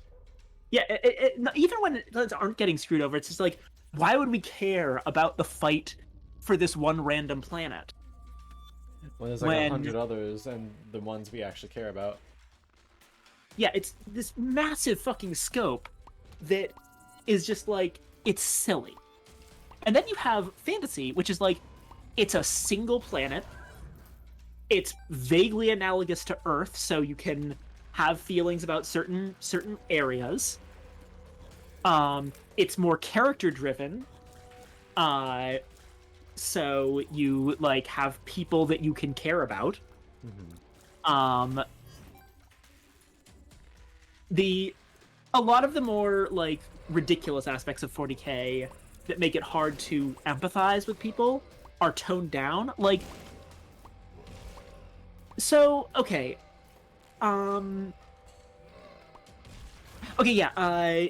Sixth House kind of nails it.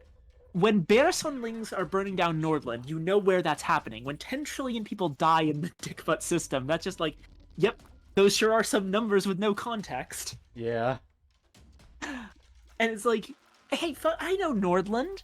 Like, Nordland is, they're the north part of the Empire. They've held strong against the Norscan tribes for years. Fuck, I care that it's being burned down. Come on, Karl Franz, send some people to help. And yeah, that's another thing. Like, in 40K,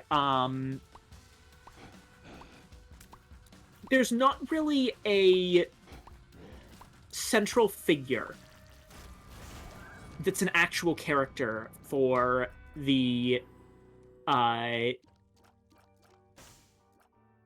the reader to get behind. Like, the leader of the human faction in 40K is the God Emperor.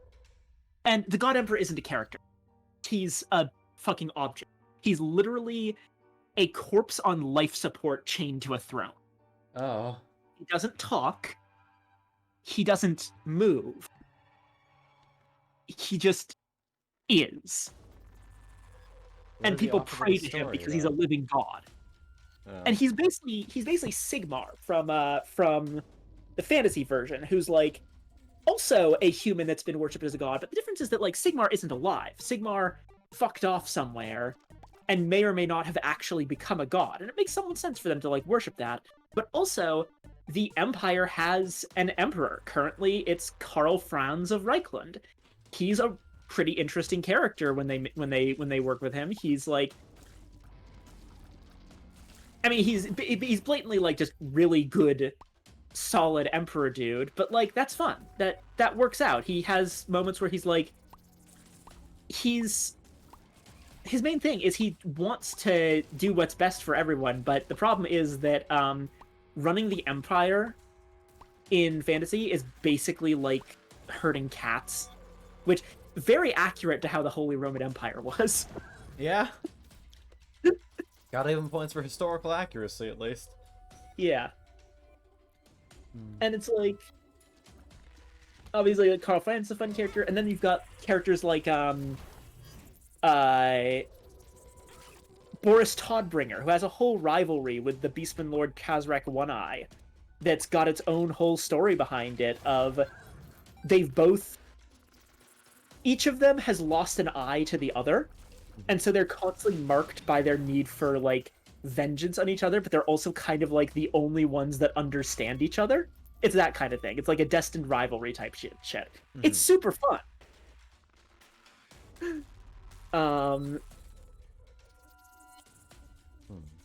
And the thing that makes fantasy, I think, really great is that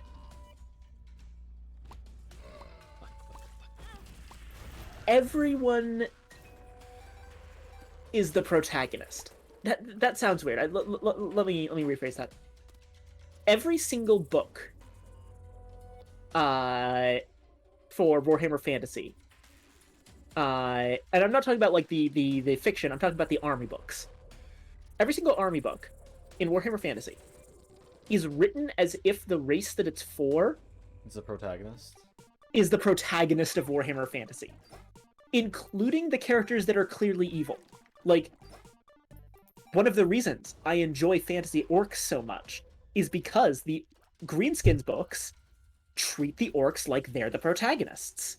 They're just like, hey, here's all of like orc history, the history of greenskin tribes from the beginning to present day, including major figures like Grom the Paunch or Azhag the Slaughterer and what they are up to, and like the current guys who are in charge, Skarsnik and Grimgor Ironhide. And here's a bunch of write-ups about the orc perspective on things. Like, here's a bit where we write about Azhag, one of the smarter orcs, because of the fact that he's being like made into a death wizard by a magic crown, like has a moment of introspection looking at the bodies of the slain after a raid. Never forget Grimgor canonically kicked Archaon today. Yes, he fucking did. I love it. I love that. Grimgor Ironhide, the once and future Git, the meanest orc in the world, once fought Archaon the Everchosen, champion of chaos, and literally canonically kicked him in the dick.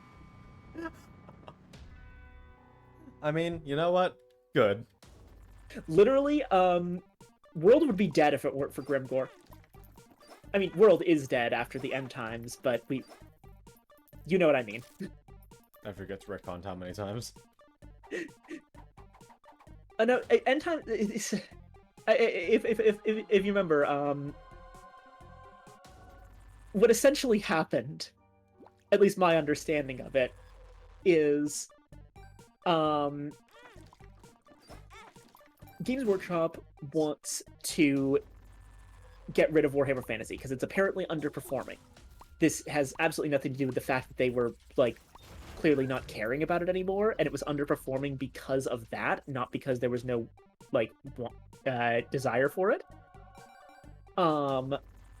So they're like, okay, let's just fuck this setting and set up the next setting, Age of Sigmar, which is like, it's all the fantasy stuff, but slightly more 40k-ish in like larger scope. There's like sort of weird not planet realms type thing. And in order to make that transition, they did the End Times, which is just a bunch of books where everything in Warhammer Fantasy goes to shit and everyone dies, except Sigmar comes back at the end to tell Chaos to fuck off, and that ends. That creates Age of Sigmar. Age of Sigmar is a huge fucking flop. Everyone fucking hates it. Meanwhile, Didn't someone else new take up the torch and just do a better job? yes, this is where I get into Creative Assembly's involvement in the Warhammer IP. Creative Assembly, the Total War people, are like, hey, people are making mods of our game, Total War Medieval 2, to turn it into like a Warhammer Fantasy game. Why don't we just do that? And they like approach Games Workshop with the idea. It's like, hey, if you're not using that IP, can we make a game set in that universe? And like this happened with several like games, including Vermintide, which is also very good. But like, Vermintide and Total War Warhammer. They were given this like failing IP by Games Workshop, and just told to basically like it's fine. Like the Games Workshop didn't really care about it beyond like brand integrity stuff, and they were just allowed to do these games with the expectation that it would probably be just a weird niche that would catch like some of the players. These games got wildly popular. Total War Warhammer is like the most popular Total War has been in a long time.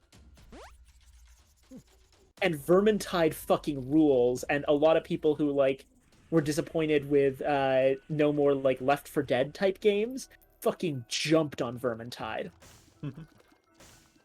Nice. And so all of this is happening as Age of Sigmar Is flopping. is flopping. And so I know this is not actually how that happened, but They basically, come crawling back. yeah, Games Workshop comes crawling back and announce Warhammer: The Old World, which is blatantly Revisionist. we're doing Warhammer Fantasy again. Like shit, we didn't think it would be popular again. Fuck. Oh shit, that's pretty good. Oh yeah, Blood Bowl. I've actually got Blood Bowl on Steam, the video game version. I haven't played it all that much, but it's pretty fun. And it's like, yeah. Now, going way back in thing, like I said, I at this point refuse to give Games Workshop any of my money. Mhm. The only thing I could possibly justify is like spending my money on like their paints, because I do want to like paint things properly. But maybe if I find other model painting stuff, then I might go with that instead. I don't play 40k anymore. If I did, I would pirate the fucking books. And for Warhammer Fantasy, I've been using the unofficial 9th edition project. Which is basically the fans like coming together to make Warhammer Fantasy 9th edition. And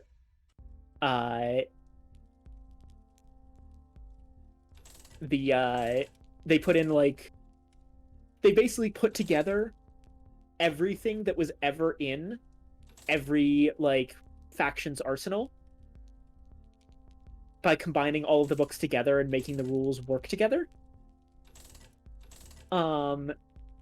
They brought back some of the older lore that got deprecated, like the whole thing with Wurzag's storyline being a massive King Arthur reference got taken out in the official 8th edition, actually 6th edition onward, because Games Workshop probably thought it was dumb.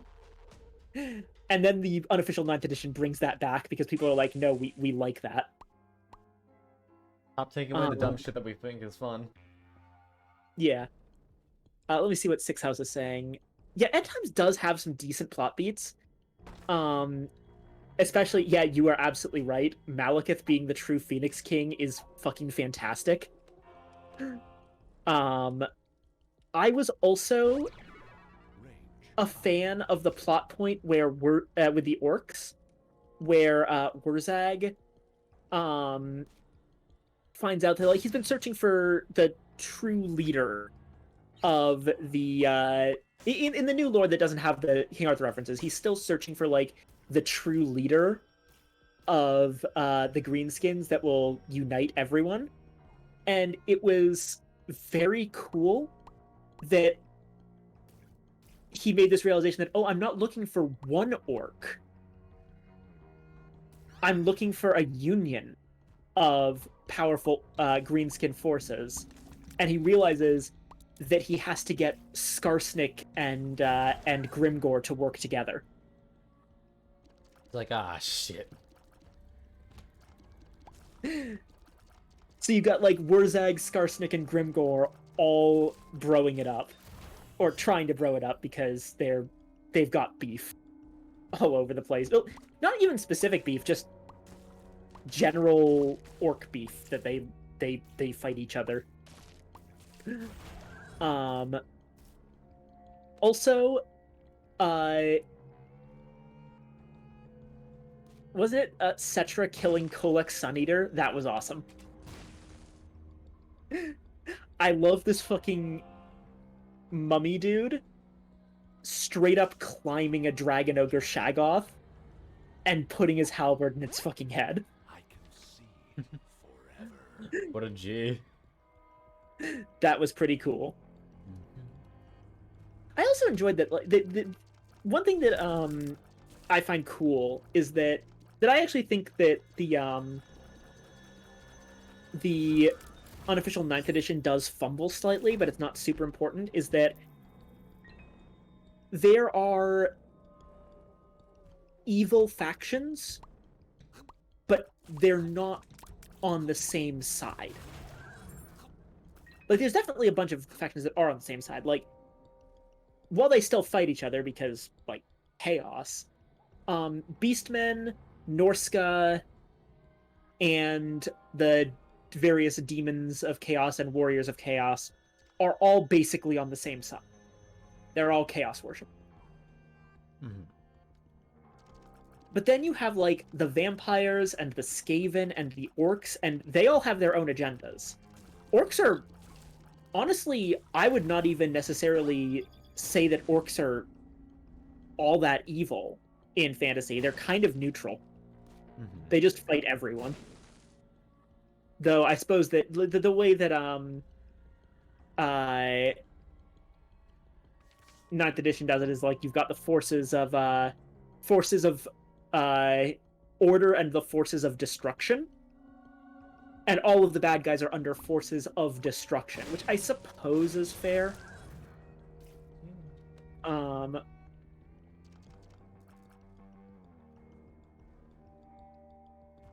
Oh yeah, sorry, I'm trying to keep up with you. I'm trying to talk about this while also keeping up with you guys in chat. Let's over Six House. I did not actually know that about Sylvania, but that does sound really cool. That, like, Sylvania is actually a decently nice place to live, even if you're alive. Just because, like, Vlad may be a bastard vampire man, but he's also just kind of a good ruler. It's like, well, shit, this is kind of nice. The fuck? And Skaven, but good idea or bad idea? Interesting. I think it could be done. But it would be tricky because the Skaven have a very bad reputation in the world. Like, if you're looking at, like, the Dogs of War faction, for example, the Dogs of War is a faction in lore that's basically a mercenary force, and it's a way for you to, like, use miniatures from some of the, like, other warrior like groups to make your armies. And, like, canonically, orcs are available for the Dogs of War faction because orcs can absolutely be mercenaries. And yeah, as 6 said, it's the excuse to hodgepodge units. I think that it would probably be kind of fun to have, like, Skaven mercenaries, considering how much Skaven are, like, sneaky backstabbing little fuckers that will do anything to get an advantage, including, like, take money from the enemy.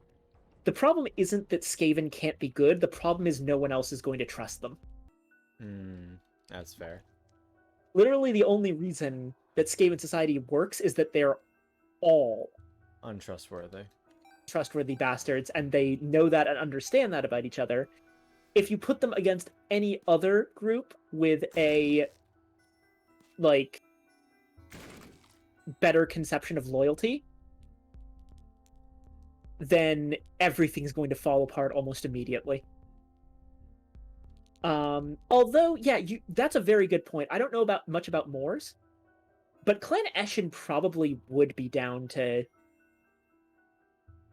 pull some working for, like, they already are basically mercenary assassins that sell their services to the other Skaven clans.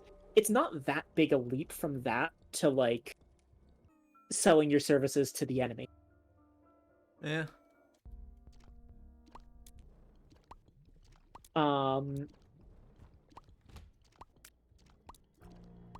You could possibly bully Rictus into fighting alongside you, if only because their entire thing is kind of being like cowards in some ways, which admittedly makes them better at ambushing and shit. But yeah, like honestly, I wouldn't even bother trying to bully Rictus into helping me. Not worth it in the long run. Yeah.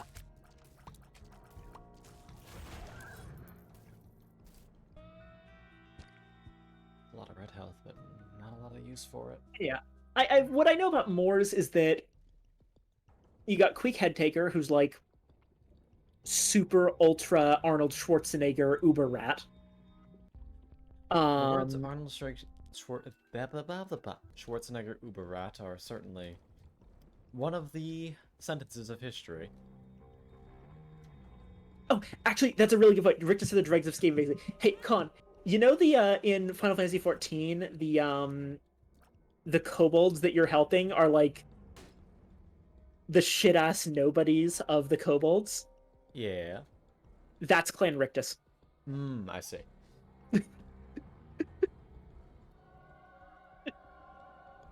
Fair enough. This is steps one. So we actually want to fight the boss as this. So we go into the other room as other. Yeah. Basically, Clan Moors is where the strongest Skaven go to actually be soldiers, which admittedly makes it kind of weird because like the Skaven are just generally not quite as powerful as a lot of the other races base level. But Storm Vermin somewhat make it up. Also, yes, like that thing about now that I think about it, like it makes sense that that they would originally be funny World War II German rats, because like the term Storm Vermin for their best soldiers is like, I mean, Yeah. that's where the term Stormtrooper comes from. Holy shit. Oh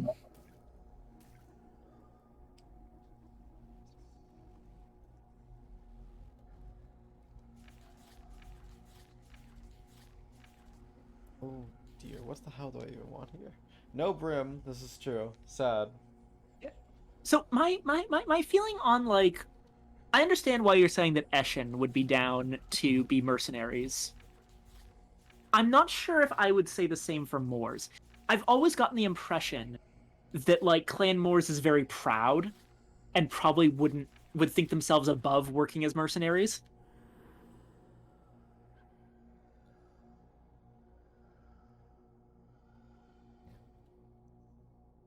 This is very dangerous because if I take the wrong item here, I will just die.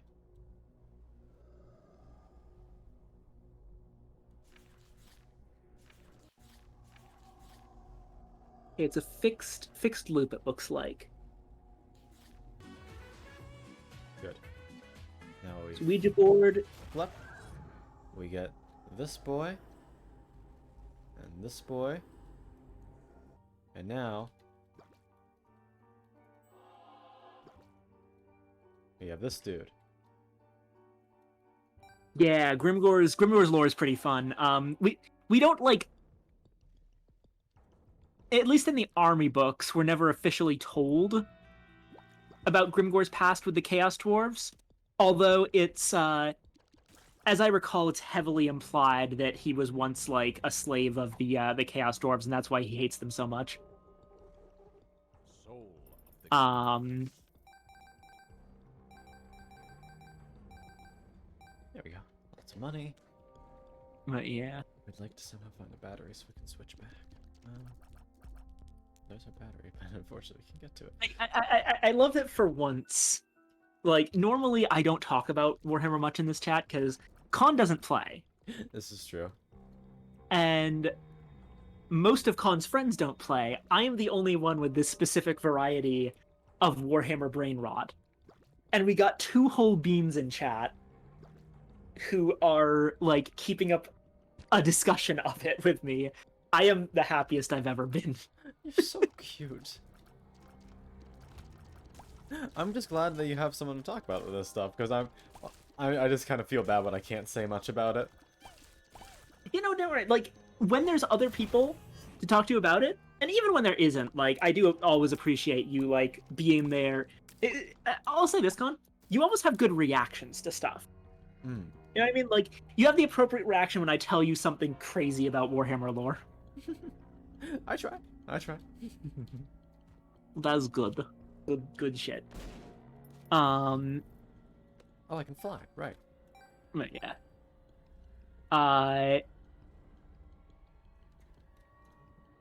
So I think that oh yeah, all black orcs originally from Chaos Dwarfs tampering with orcs with magic. I did not know that part. That's probably in Chaos Dwarf lore that I haven't really looked at. In the Greenskin books, black orcs are just like the biggest, strongest orcs, and they don't really mention where they come from. At least, no, I'm gonna check that right now. Maybe I just missed it. Let me go find the 9th edition. Is that worth buying? No. Ocular Rift is nice, but it's scary when I have 2 health.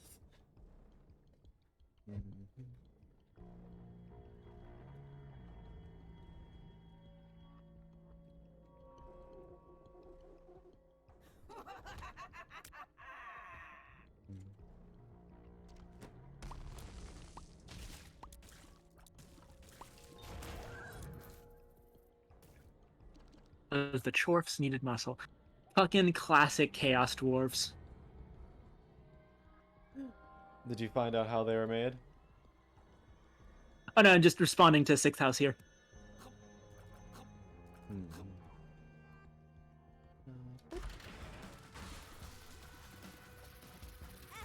Heck.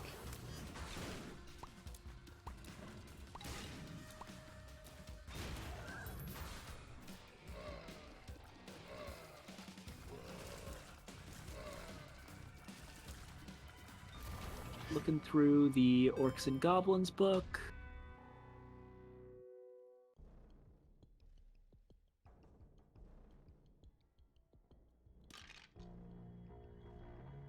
This is kind of dumb, but I can do this. Make it so I keep that.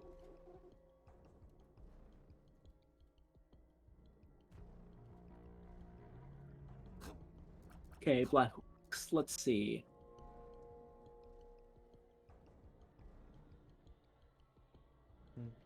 I can also do this. Damn. I kind of sucked all the hearts. But Okay, yeah, technically- I did miss it. I didn't actually read up all that much on Black Orcs in the book. It definitely says that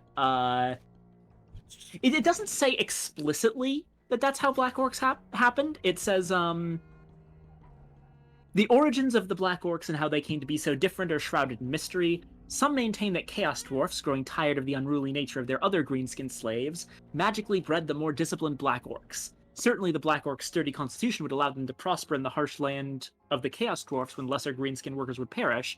If this is true, their experiment failed badly, for Black Orcs are willful and independent-minded, far more likely to lead than to follow. As the tales go, the Black Orcs led a rebellion against their taskmasters and escaped the shackles of slavery, heading for the mountains and freedom. However, bringing up that subject with them is essentially suicide. So yeah, at least in the Greenskin book, it presents that as just a theory, but it also doesn't present any counter theories.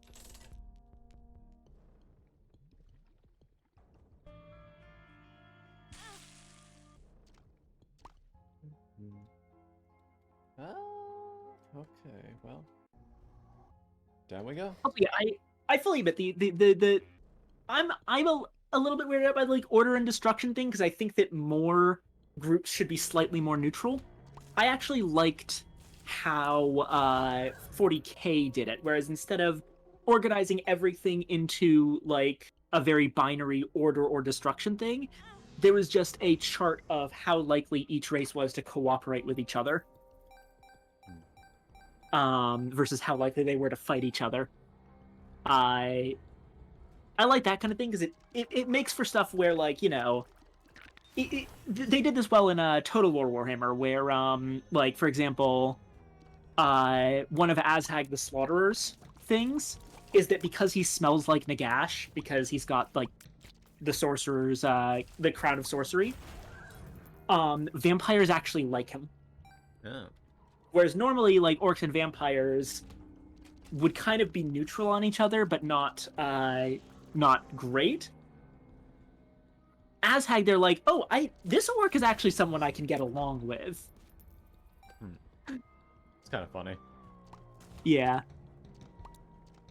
In Age of Reckoning, my main boys, the Black Orc, spec'd into their DPS disabling moves, and they literally got a move that was called Kick 'em into Bits.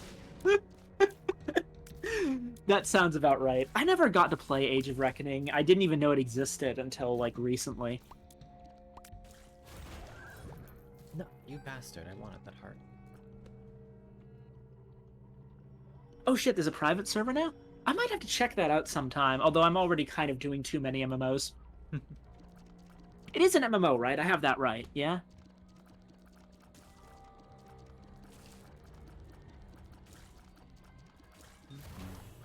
PvP-focused MMO, got it. Yeah, no, Skaven stuff's fun. I remember one time when I went to a game store, they had a Skaven army that was on display that someone had made. And I remember seeing something there that was like one of the reasons that I got interested in fantasy in the first place. It was a tank. Like a full-on treaded tank. Mm-hmm. But instead of any kind of motor, the treads were a giant wheel being turned by just hundreds of rats. Like, not Skaven, not Ratmen, just normal rats. Mm-hmm. And it was like this weird half-organic thing where the rats are, like, blending together into the body of the tank. And I remember just thinking, that is cool as hell. Why doesn't 40k have anything? Like, I mean, I know 40k has stuff like that. It's the Tyranids, but Tyranids are, like, basically just xenomorph copies, whereas the Skaven are much more interesting. Mm-hmm. And yeah, they've got fucking Jezzails, rattling guns, which is a great pun.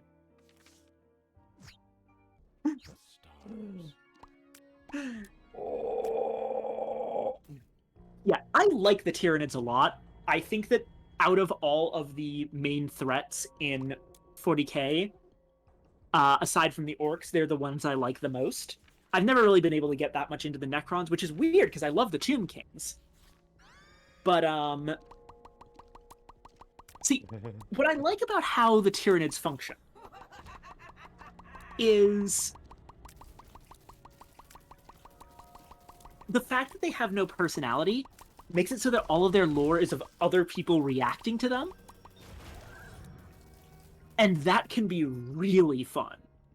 Of, like, watching the 40k galaxy experience this, like, insane out-of-context threat. I remember in Battlefleet Gothic 2, the Tyranid campaign was like that obviously you don't have any radio chatter or dialogue in a Tyranid campaign from the Tyranids, so instead you get it from the humans dealing with the Tyranids, and there's this one line that is, Holy Emperor, I can hear them in the walls! Oh, God.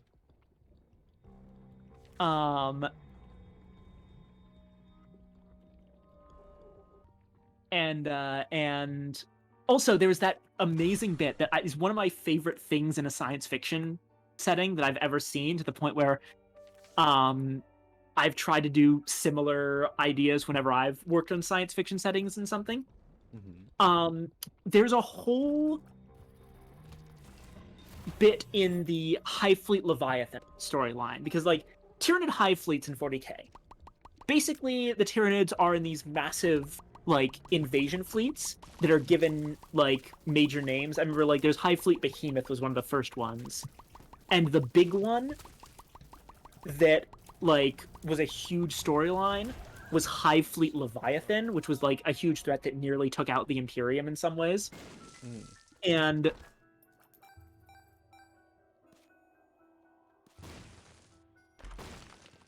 there's this whole bit where the Imperial Navy can't figure out how Hive Fleet Leviathan keeps outmaneuvering them.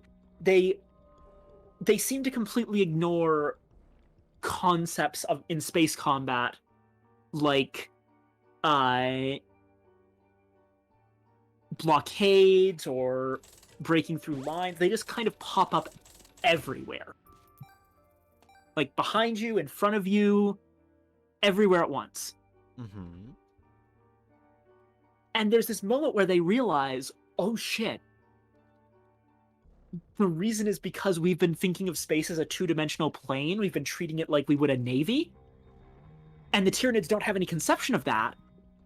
So they're attacking from not only like all cardinal directions, but also up and down at the same time.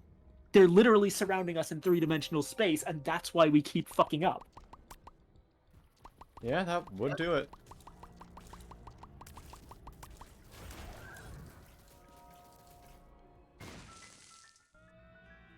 I need some survivability on this dude. Or else I'm not gonna live very long. Also, yeah, the Tau...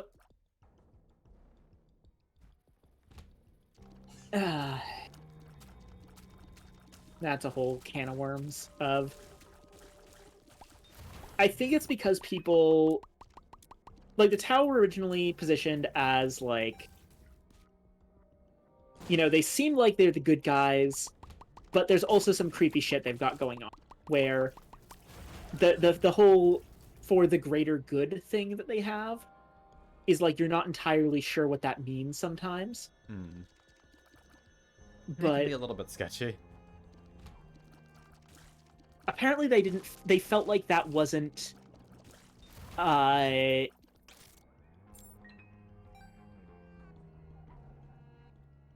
wasn't obvious enough. And so then the Tower, like, you know, oh, they're straight up evil brainwashing scumbags.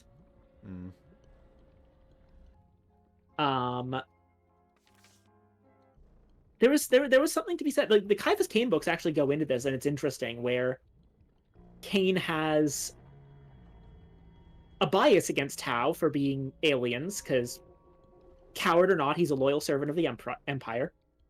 But also he's had to work with the Tau on multiple occasions. He thinks they're just And weird. they've had interesting discussions on, like, God damn it.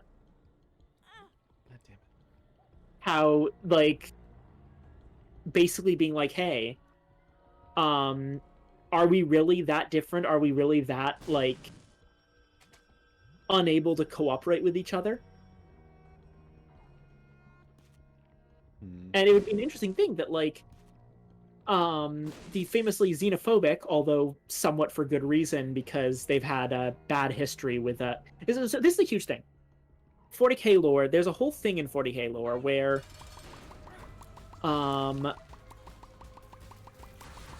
the humans in 40k kind of used to be trying the whole Star Trek thing. There was, like, an actual, like, federation of allied alien races. And what happened was that when Chaos started fucking around with things and the Eye of Terror opened, humanity basically lost like 90% of their holdings in space overnight. And then they lost... Oh. I said, yeah, that would do it. And then they lost more because all of the other alien allies who are also dealing with chaos and trying desperately to get back on their feet and get their territory back started raiding the last bits of territory the humans had, and they got basically pushed all the way back to Earth. Yike. And that's about when humanity rebranded as a fascist dictatorship. And that's basically what's been keeping them alive. Yeah, you It's can't not a really great blame them, thing. huh? It's not a great thing, but like, they've been burned by trying to be the quote-unquote Federation. good guys. Yeah. And so then that makes the Tau interesting. Because the Tau are, if a little creepy, somewhat genuinely the kind of alien that would have been a good ally back in the Federation days, but now the Imperium is too paranoid of it happening again To really trust to reach it. out. Mm-hmm. So yeah, having the Tau actually be genuinely good makes for some interesting storytelling opportunities, but again, the problem is that 40K isn't really interested in telling a story in the same way that fantasy is. Mm-hmm.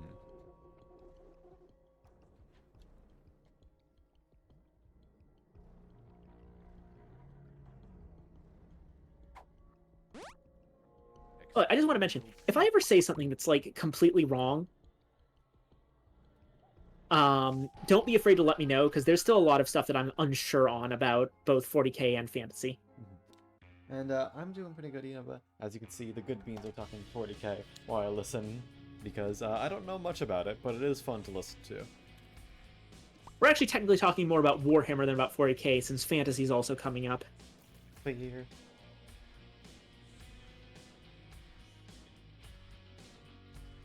Also, sorry for ignoring the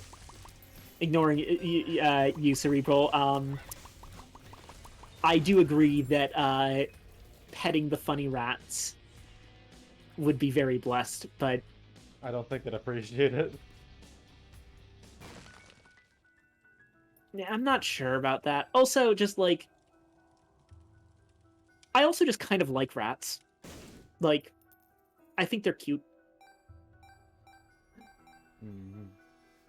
I know that's like gotten me in hot water with our friend Riri, whose opinion is I do not like El Raton.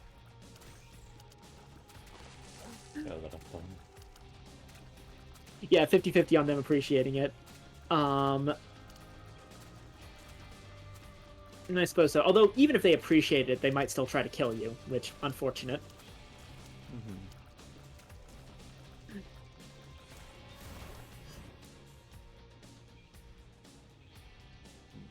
Oh yeah, Gotrek and Felix. I actually know them. They're in Total War Warhammer. Like, if you're playing as one of the Order factions, which I believe means just like humans and dwarves, they can randomly show up to be recruited as a temporary lord and hero for one of your armies. I haven't read their books. I have heard that they are somewhat, not exactly, but somewhat the fantasy equivalent of like Caiaphas Cain, in that they're the more oh, Cathay and High Elves can also get them, yeah. And that they're more of like, not exactly full on comedy, but more lighthearted adventuring in the Warhammer Fantasy universe. And yeah, super grounded is a good thing, because yeah, these universes are at their best when you pull in the focus to be on a small group of characters. Really, 40K, more so than anything else, I think, is just a case study in what happens when you build a setting with no plot. Mm-hmm. That, like, there's lore in 40K, there's a setting for stuff to happen in, but there's no one to really root for, or even to be interested in watching. And the few times that that does happen, Caiaphas Cain, it's great. And it works. Which I suppose, to be perfectly fair, trying to make a good story. Hey there. Good to see Trying you. to make a good story. Oh, sorry. No, you're good. Is not primarily what the goal of either of these games are. They're war games. They're there to create situations for battles to happen.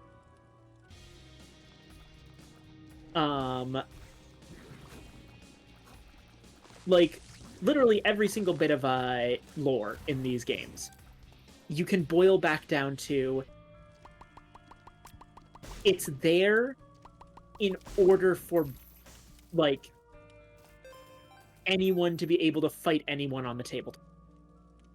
Why are dwarves so irrationally weird about grudges to the point they'll fight longtime allies over very small things? I wonder so why. so that you can have dwarves fight Empire, even though they're bros in lore. Why are the lizardmen such dicks despite being an order race? So they can fight the other order races. Why are orcs so, like, weird about fighting, and why do they, like, consider fighting so much fun? Because orcs, to make orcs able to fight anyone, including each other.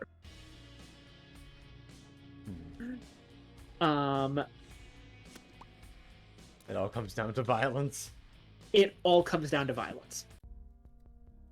And there's nothing wrong with that. It is what it is. It's a tabletop war game, and it's not really trying to be much else a lot of the time. But the thing is that there's a world of difference between how fantasy does it and how 40k does it. With, like, how fantasy, they feel that the best way to make an interesting setup for wars is often to provide interesting characters to lead those armies that you can get into. And of course, when you have interesting characters, you want to learn more about those interesting characters, and then you, like, get into storylines with them, and suddenly you have something interesting. It all kind of naturally pieces itself together. Yeah. And there's little bits where, like, I've mentioned Grom the Paunch before.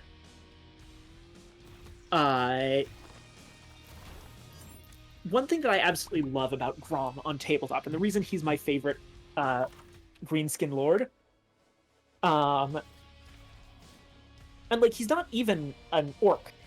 He's a goblin. He's just a very big goblin. So goblins have this thing in their as, like, a downside to using them. Every single goblin unit has the Fears Elves trait. Because,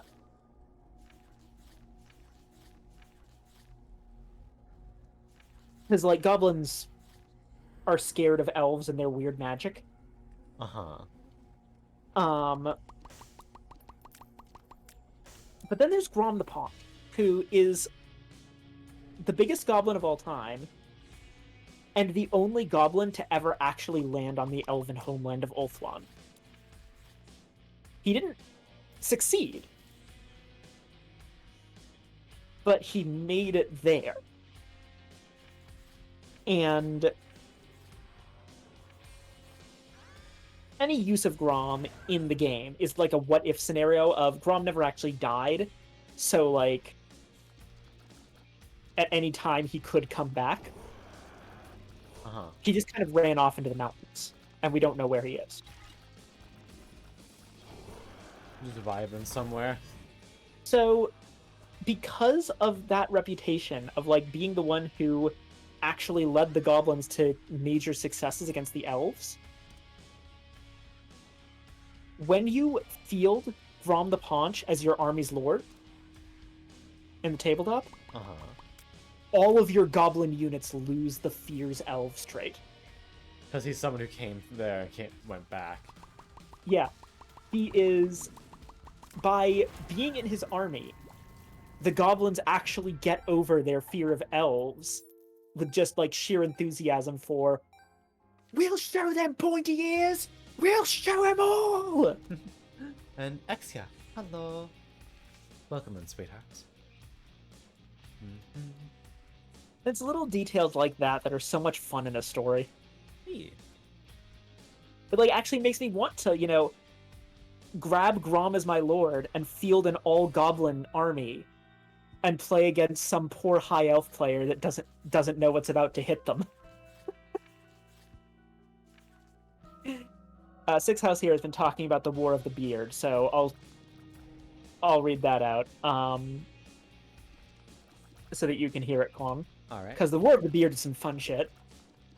That sounds... So before, sorry. dwarves and high elves were cooperating fine. They were trading, getting on fine, and then the Druki happened, started killing dwarven traders. Elves wouldn't sufficiently investigate. Dwarves send a diplomat who's like, "We demand you investigate this."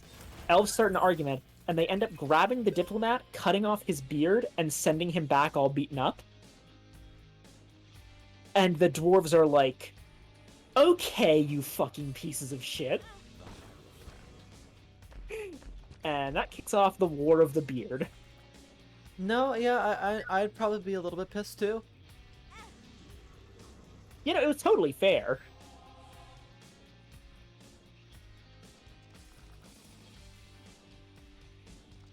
Yeah. In 40k, I really liked orcs, but... Oh yeah, sorry, Six House says, the dwarves proceeded to stomp the high elves so hard that they ran back across the ocean, and the elves that didn't get back became the wood elves. I actually didn't know that about the wood elves. That's interesting. That I thought that diverged much earlier. That like beginning of elven times in the Warhammer world, that they would have they were kind of just showed up everywhere that they would eventually be. Like I knew that the dark elf thing was the thing that came after, but I thought that the wood elves split off before the dark elves. It seems like that's not the case, that they were actually after and as a direct result of the War of the Beard, which that's pretty cool. I like that.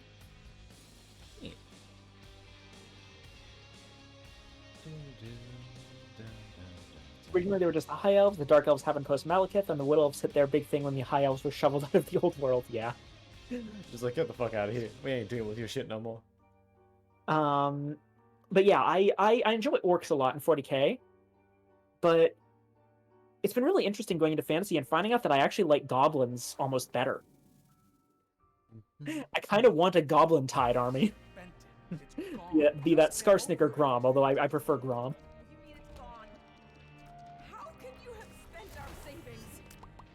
The difference is that like Skarsnik makes the goblins more and more sneaky, which is fun. Whereas Grom is like the guy who makes the goblins actually fearless, brave enough to stand up and fight. Enhancing the natural versus going against it. Yeah.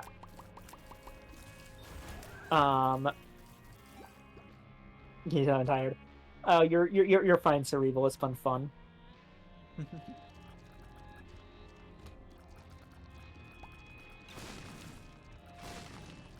Oh fuck. Also worth mentioning, the finale of the War of the Beard is the Dwarf High King at the time, Gotrek Starbreaker, corners the Phoenix King. Phoenix King's taken down, pleads for mercy, gets an axe to the face, then his crown gets stolen and kept as a trophy by Starbreaker. Damn. No mercy. Fuck yeah, they're dwarves. Their entire thing is revenge. Yeah, true.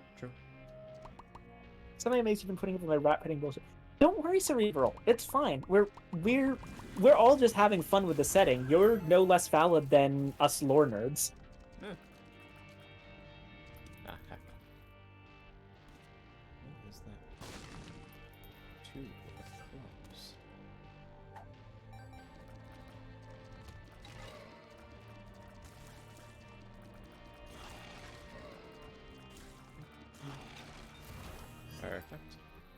I may be going against the grain of some of the fan base here, because I admit that sometimes Warhammer doesn't have the best fan base. But like, personally, I think that everyone can enjoy Warhammer for what it is, especially fantasy. Because like, there's just a lot of good stories to be had here, and it's the kind of thing where you can make your own stories somewhat. It's a very very fan-friendly universe, even if some of the fandom and the creators don't seem to see it that way.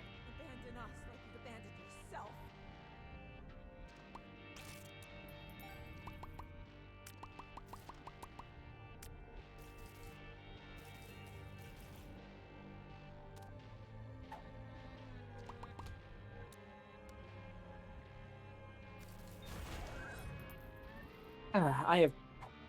When the fuck did it become 2 a.m.? I need to get something to eat. Go get food. Ah, shit. I was gonna go grab something once we finished discussing Warhammer. And then it never really happened, huh?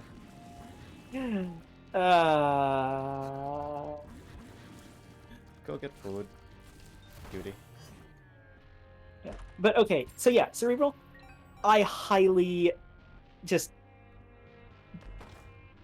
It obviously means nothing since I'm not like a lore keeper or anything, but you have my blessing to go make a good rat. Get the best of rats. Don't worry, I didn't forget it. Story about a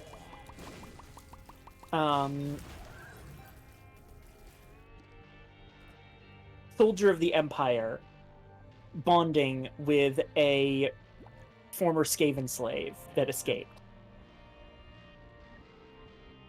That'd be good. That's like Skaven slaves are like the lowest rung of the totem pole in Skaven society. So that would probably be your best bet for a Skaven that's like probably hasn't ever experienced kindness before.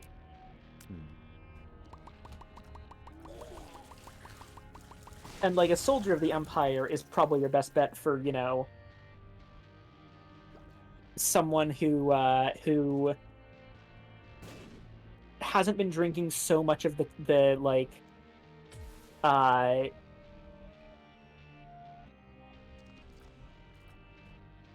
xenophobia Kool-Aid, that they might be able to find common ground with a stupid smelly rat.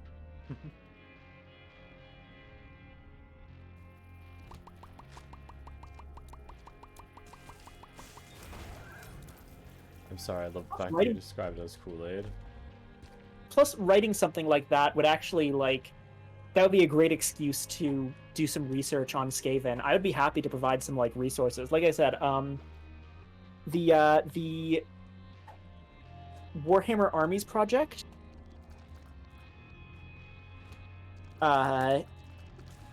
you can look it up at warhammerarmiesproject.blogspot.com. It's the fan-made 9th edition books for each race. And army books are actually a great thing to use, because, like, this might not be obvious to anyone who hasn't, like, played war games all that much, and hasn't played, like, a Games Workshop war game. Army books are not just stats for the game. They're also the lore and history of each individual unit, as well as an overall lore and history for the race.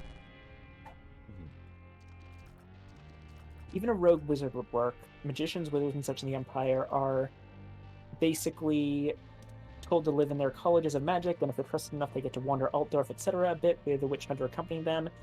And if you're something like a one-wind equivalent of an archmage, you finally get some more actual independence. Yeah, a rogue wizard or a hedge wizard would also be an interesting way to go with it.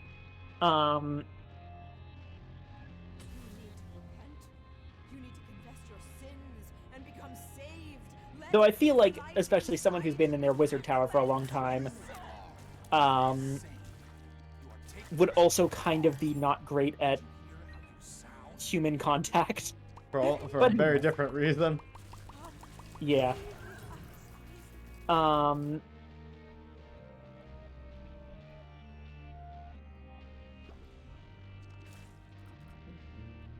Actually have a Discord cerebral, but I'm assuming you probably mean Con there.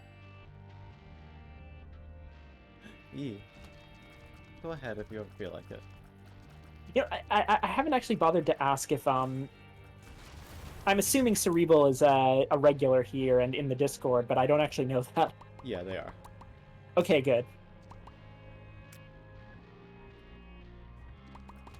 Oh yeah, Balthazar Gelt's a fun character.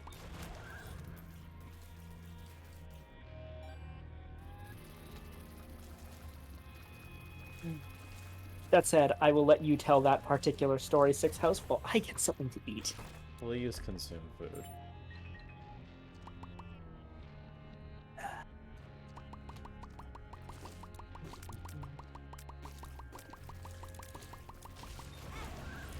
I was fooled.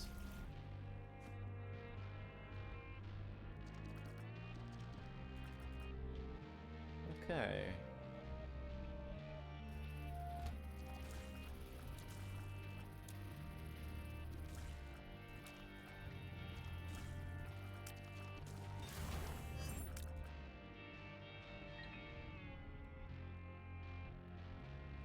Okay. Here.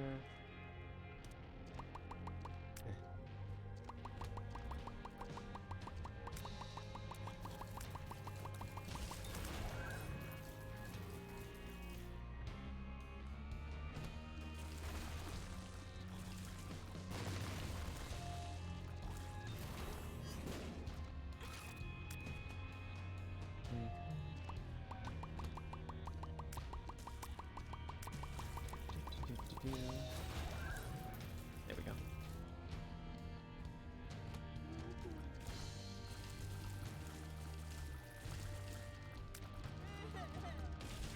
Oh, thankfully we can still crunch him with those tears. Ooh. Yeah. Yeah, it's really good. +4 damage up from a trinket. Oh, that's nice. Yeah, that's really nice.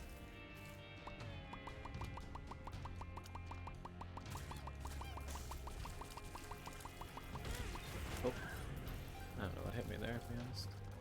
Apologies, I'll be able to respond again soon, but I actually have to rush and do something even before I start getting food.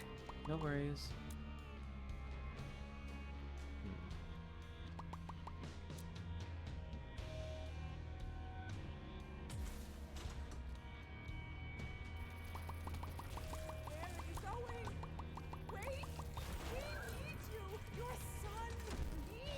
Oh, tears down. Okay.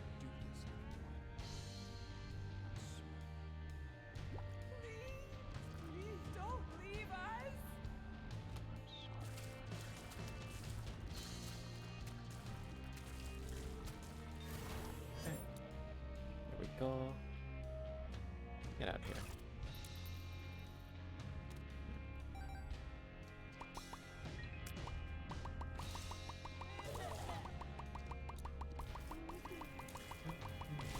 Holy crap.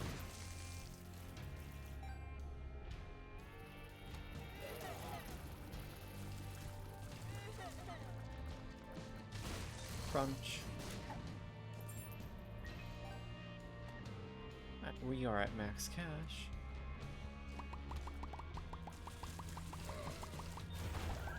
Lovely.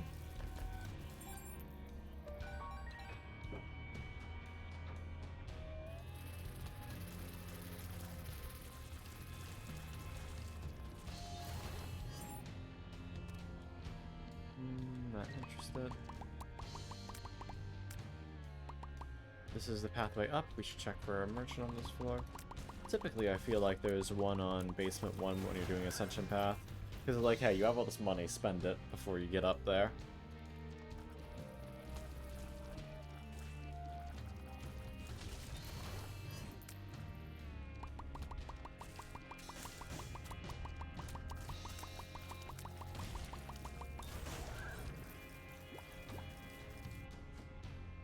Instead, I'm giving a tears down pill.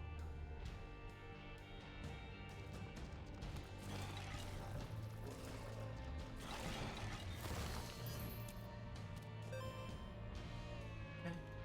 One more room and check, and then we can go. Pats, thank you. Hydrate.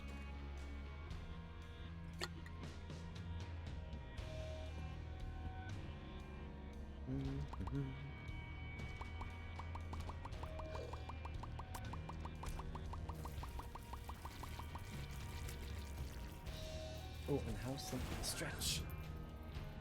Oh, that felt good. Thank you. If a random Skaven just went in to buy something from the grocery store, there'd be so many questions around that no one would know what the fuck to do.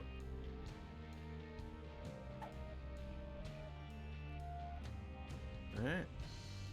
Here we go.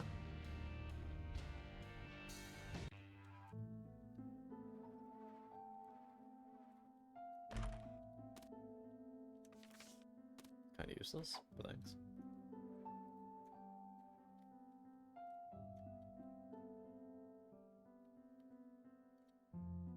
Oh.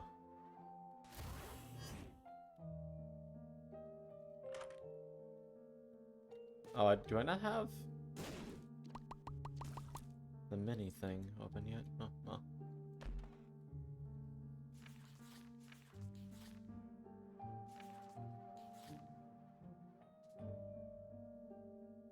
I think milk might be the best one, because key's not going to do anything anymore. After key.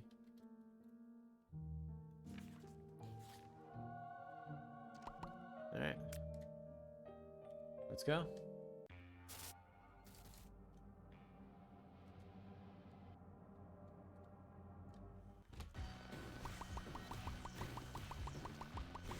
I'm back. Welcome back. Let me just catch up on chat real quick.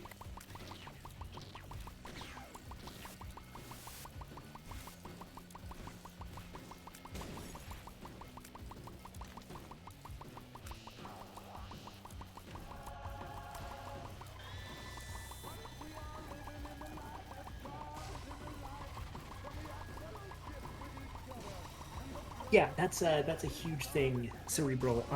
The Skaven, they have this whole thing with Undercity, where, the, Skaven live in, like, these massive underground cities underneath other people's cities. And different races respond to this in different ways, and yeah, the Empire's position is like, our cities are utterly infested. There's a bunch of cities that have a massive Skaven population living underneath them, and if that information were ever to get out, it would be just absolute fucking chaos. So, official position is that if you saw a rat, no you didn't. Report to your nearest local witch hunter, who will correct you.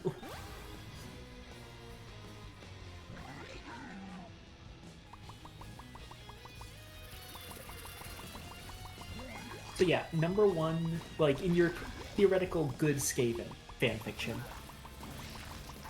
if you go with the Empire, which I would recommend, your antagonists are going to be the Witch Hunters, the Inquisition. And yeah, I saw the Gelt stuff. It's good shit. Gelt is so much fun. Just the great thing about Gelt is that he just fucking loves himself, and who wouldn't? Gelt is so fucking cool. Of course he enjoys being Gelt.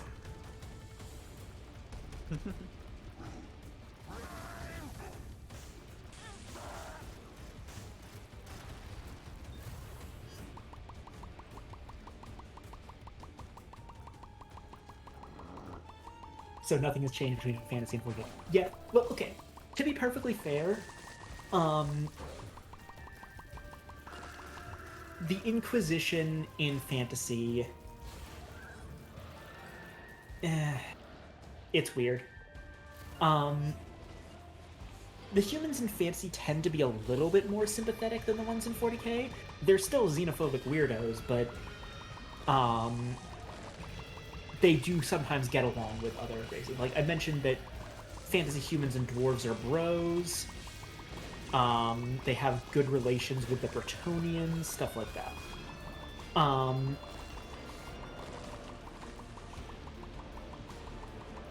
And also the witch hunters are sometimes okay. It's like the usual spectrum between, like, if you're just an ordinary person who saw something that they shouldn't have seen, whether they'll just, like, give you a reminder to, you know, not talk about it more, or just shoot you in the head on the spot. It kind of just depends on which one you get. And a white beam of light reached down Salvation. smiting the mother of Nice, good job, Con. Yeah. Yeah, Took did a I bit, good. but we got it. Okay, I keep on getting thrown off by my clock saying I've only been streaming for 4 hours when I've actually been streaming for much longer because of all the stream interrupts. So I should probably raid. Yeah. I'm sorry to cut chat short. Oh no, it's fine. I think we were kind of winding down anyway, and I needed to make some food. Sixth House, are you in the are you in Con's Discord at all, or are you new here? Six House has been here for a tiny bit. I Okay. followed a couple months back. Yeah. I am always down to talk. 40k. And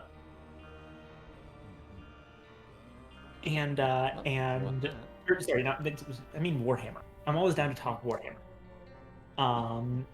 And yeah.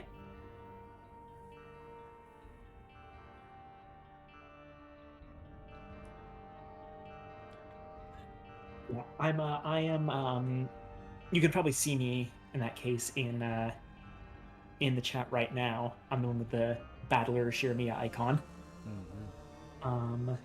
Let me check. How does one how would Six House get the Discord? Oh, I just put it in chat. Oh, cool. Exclamation point Discord. Yeah, there it is. Awesome. And yes. Excellent. Alright. Thank you, dearie, so much for coming. Tonight was a lot of fun, and we're gonna go raid the bean who's currently making my emotes. Because we got some new ones cooking. So yeah, I hope you guys have a wonderful night. Thanks for tuning in, and hopefully I'll see you soon. I have a lot of shit to do next week, but hopefully I'll still be able to squeeze a few streams in. Love you lots. Bye-bye!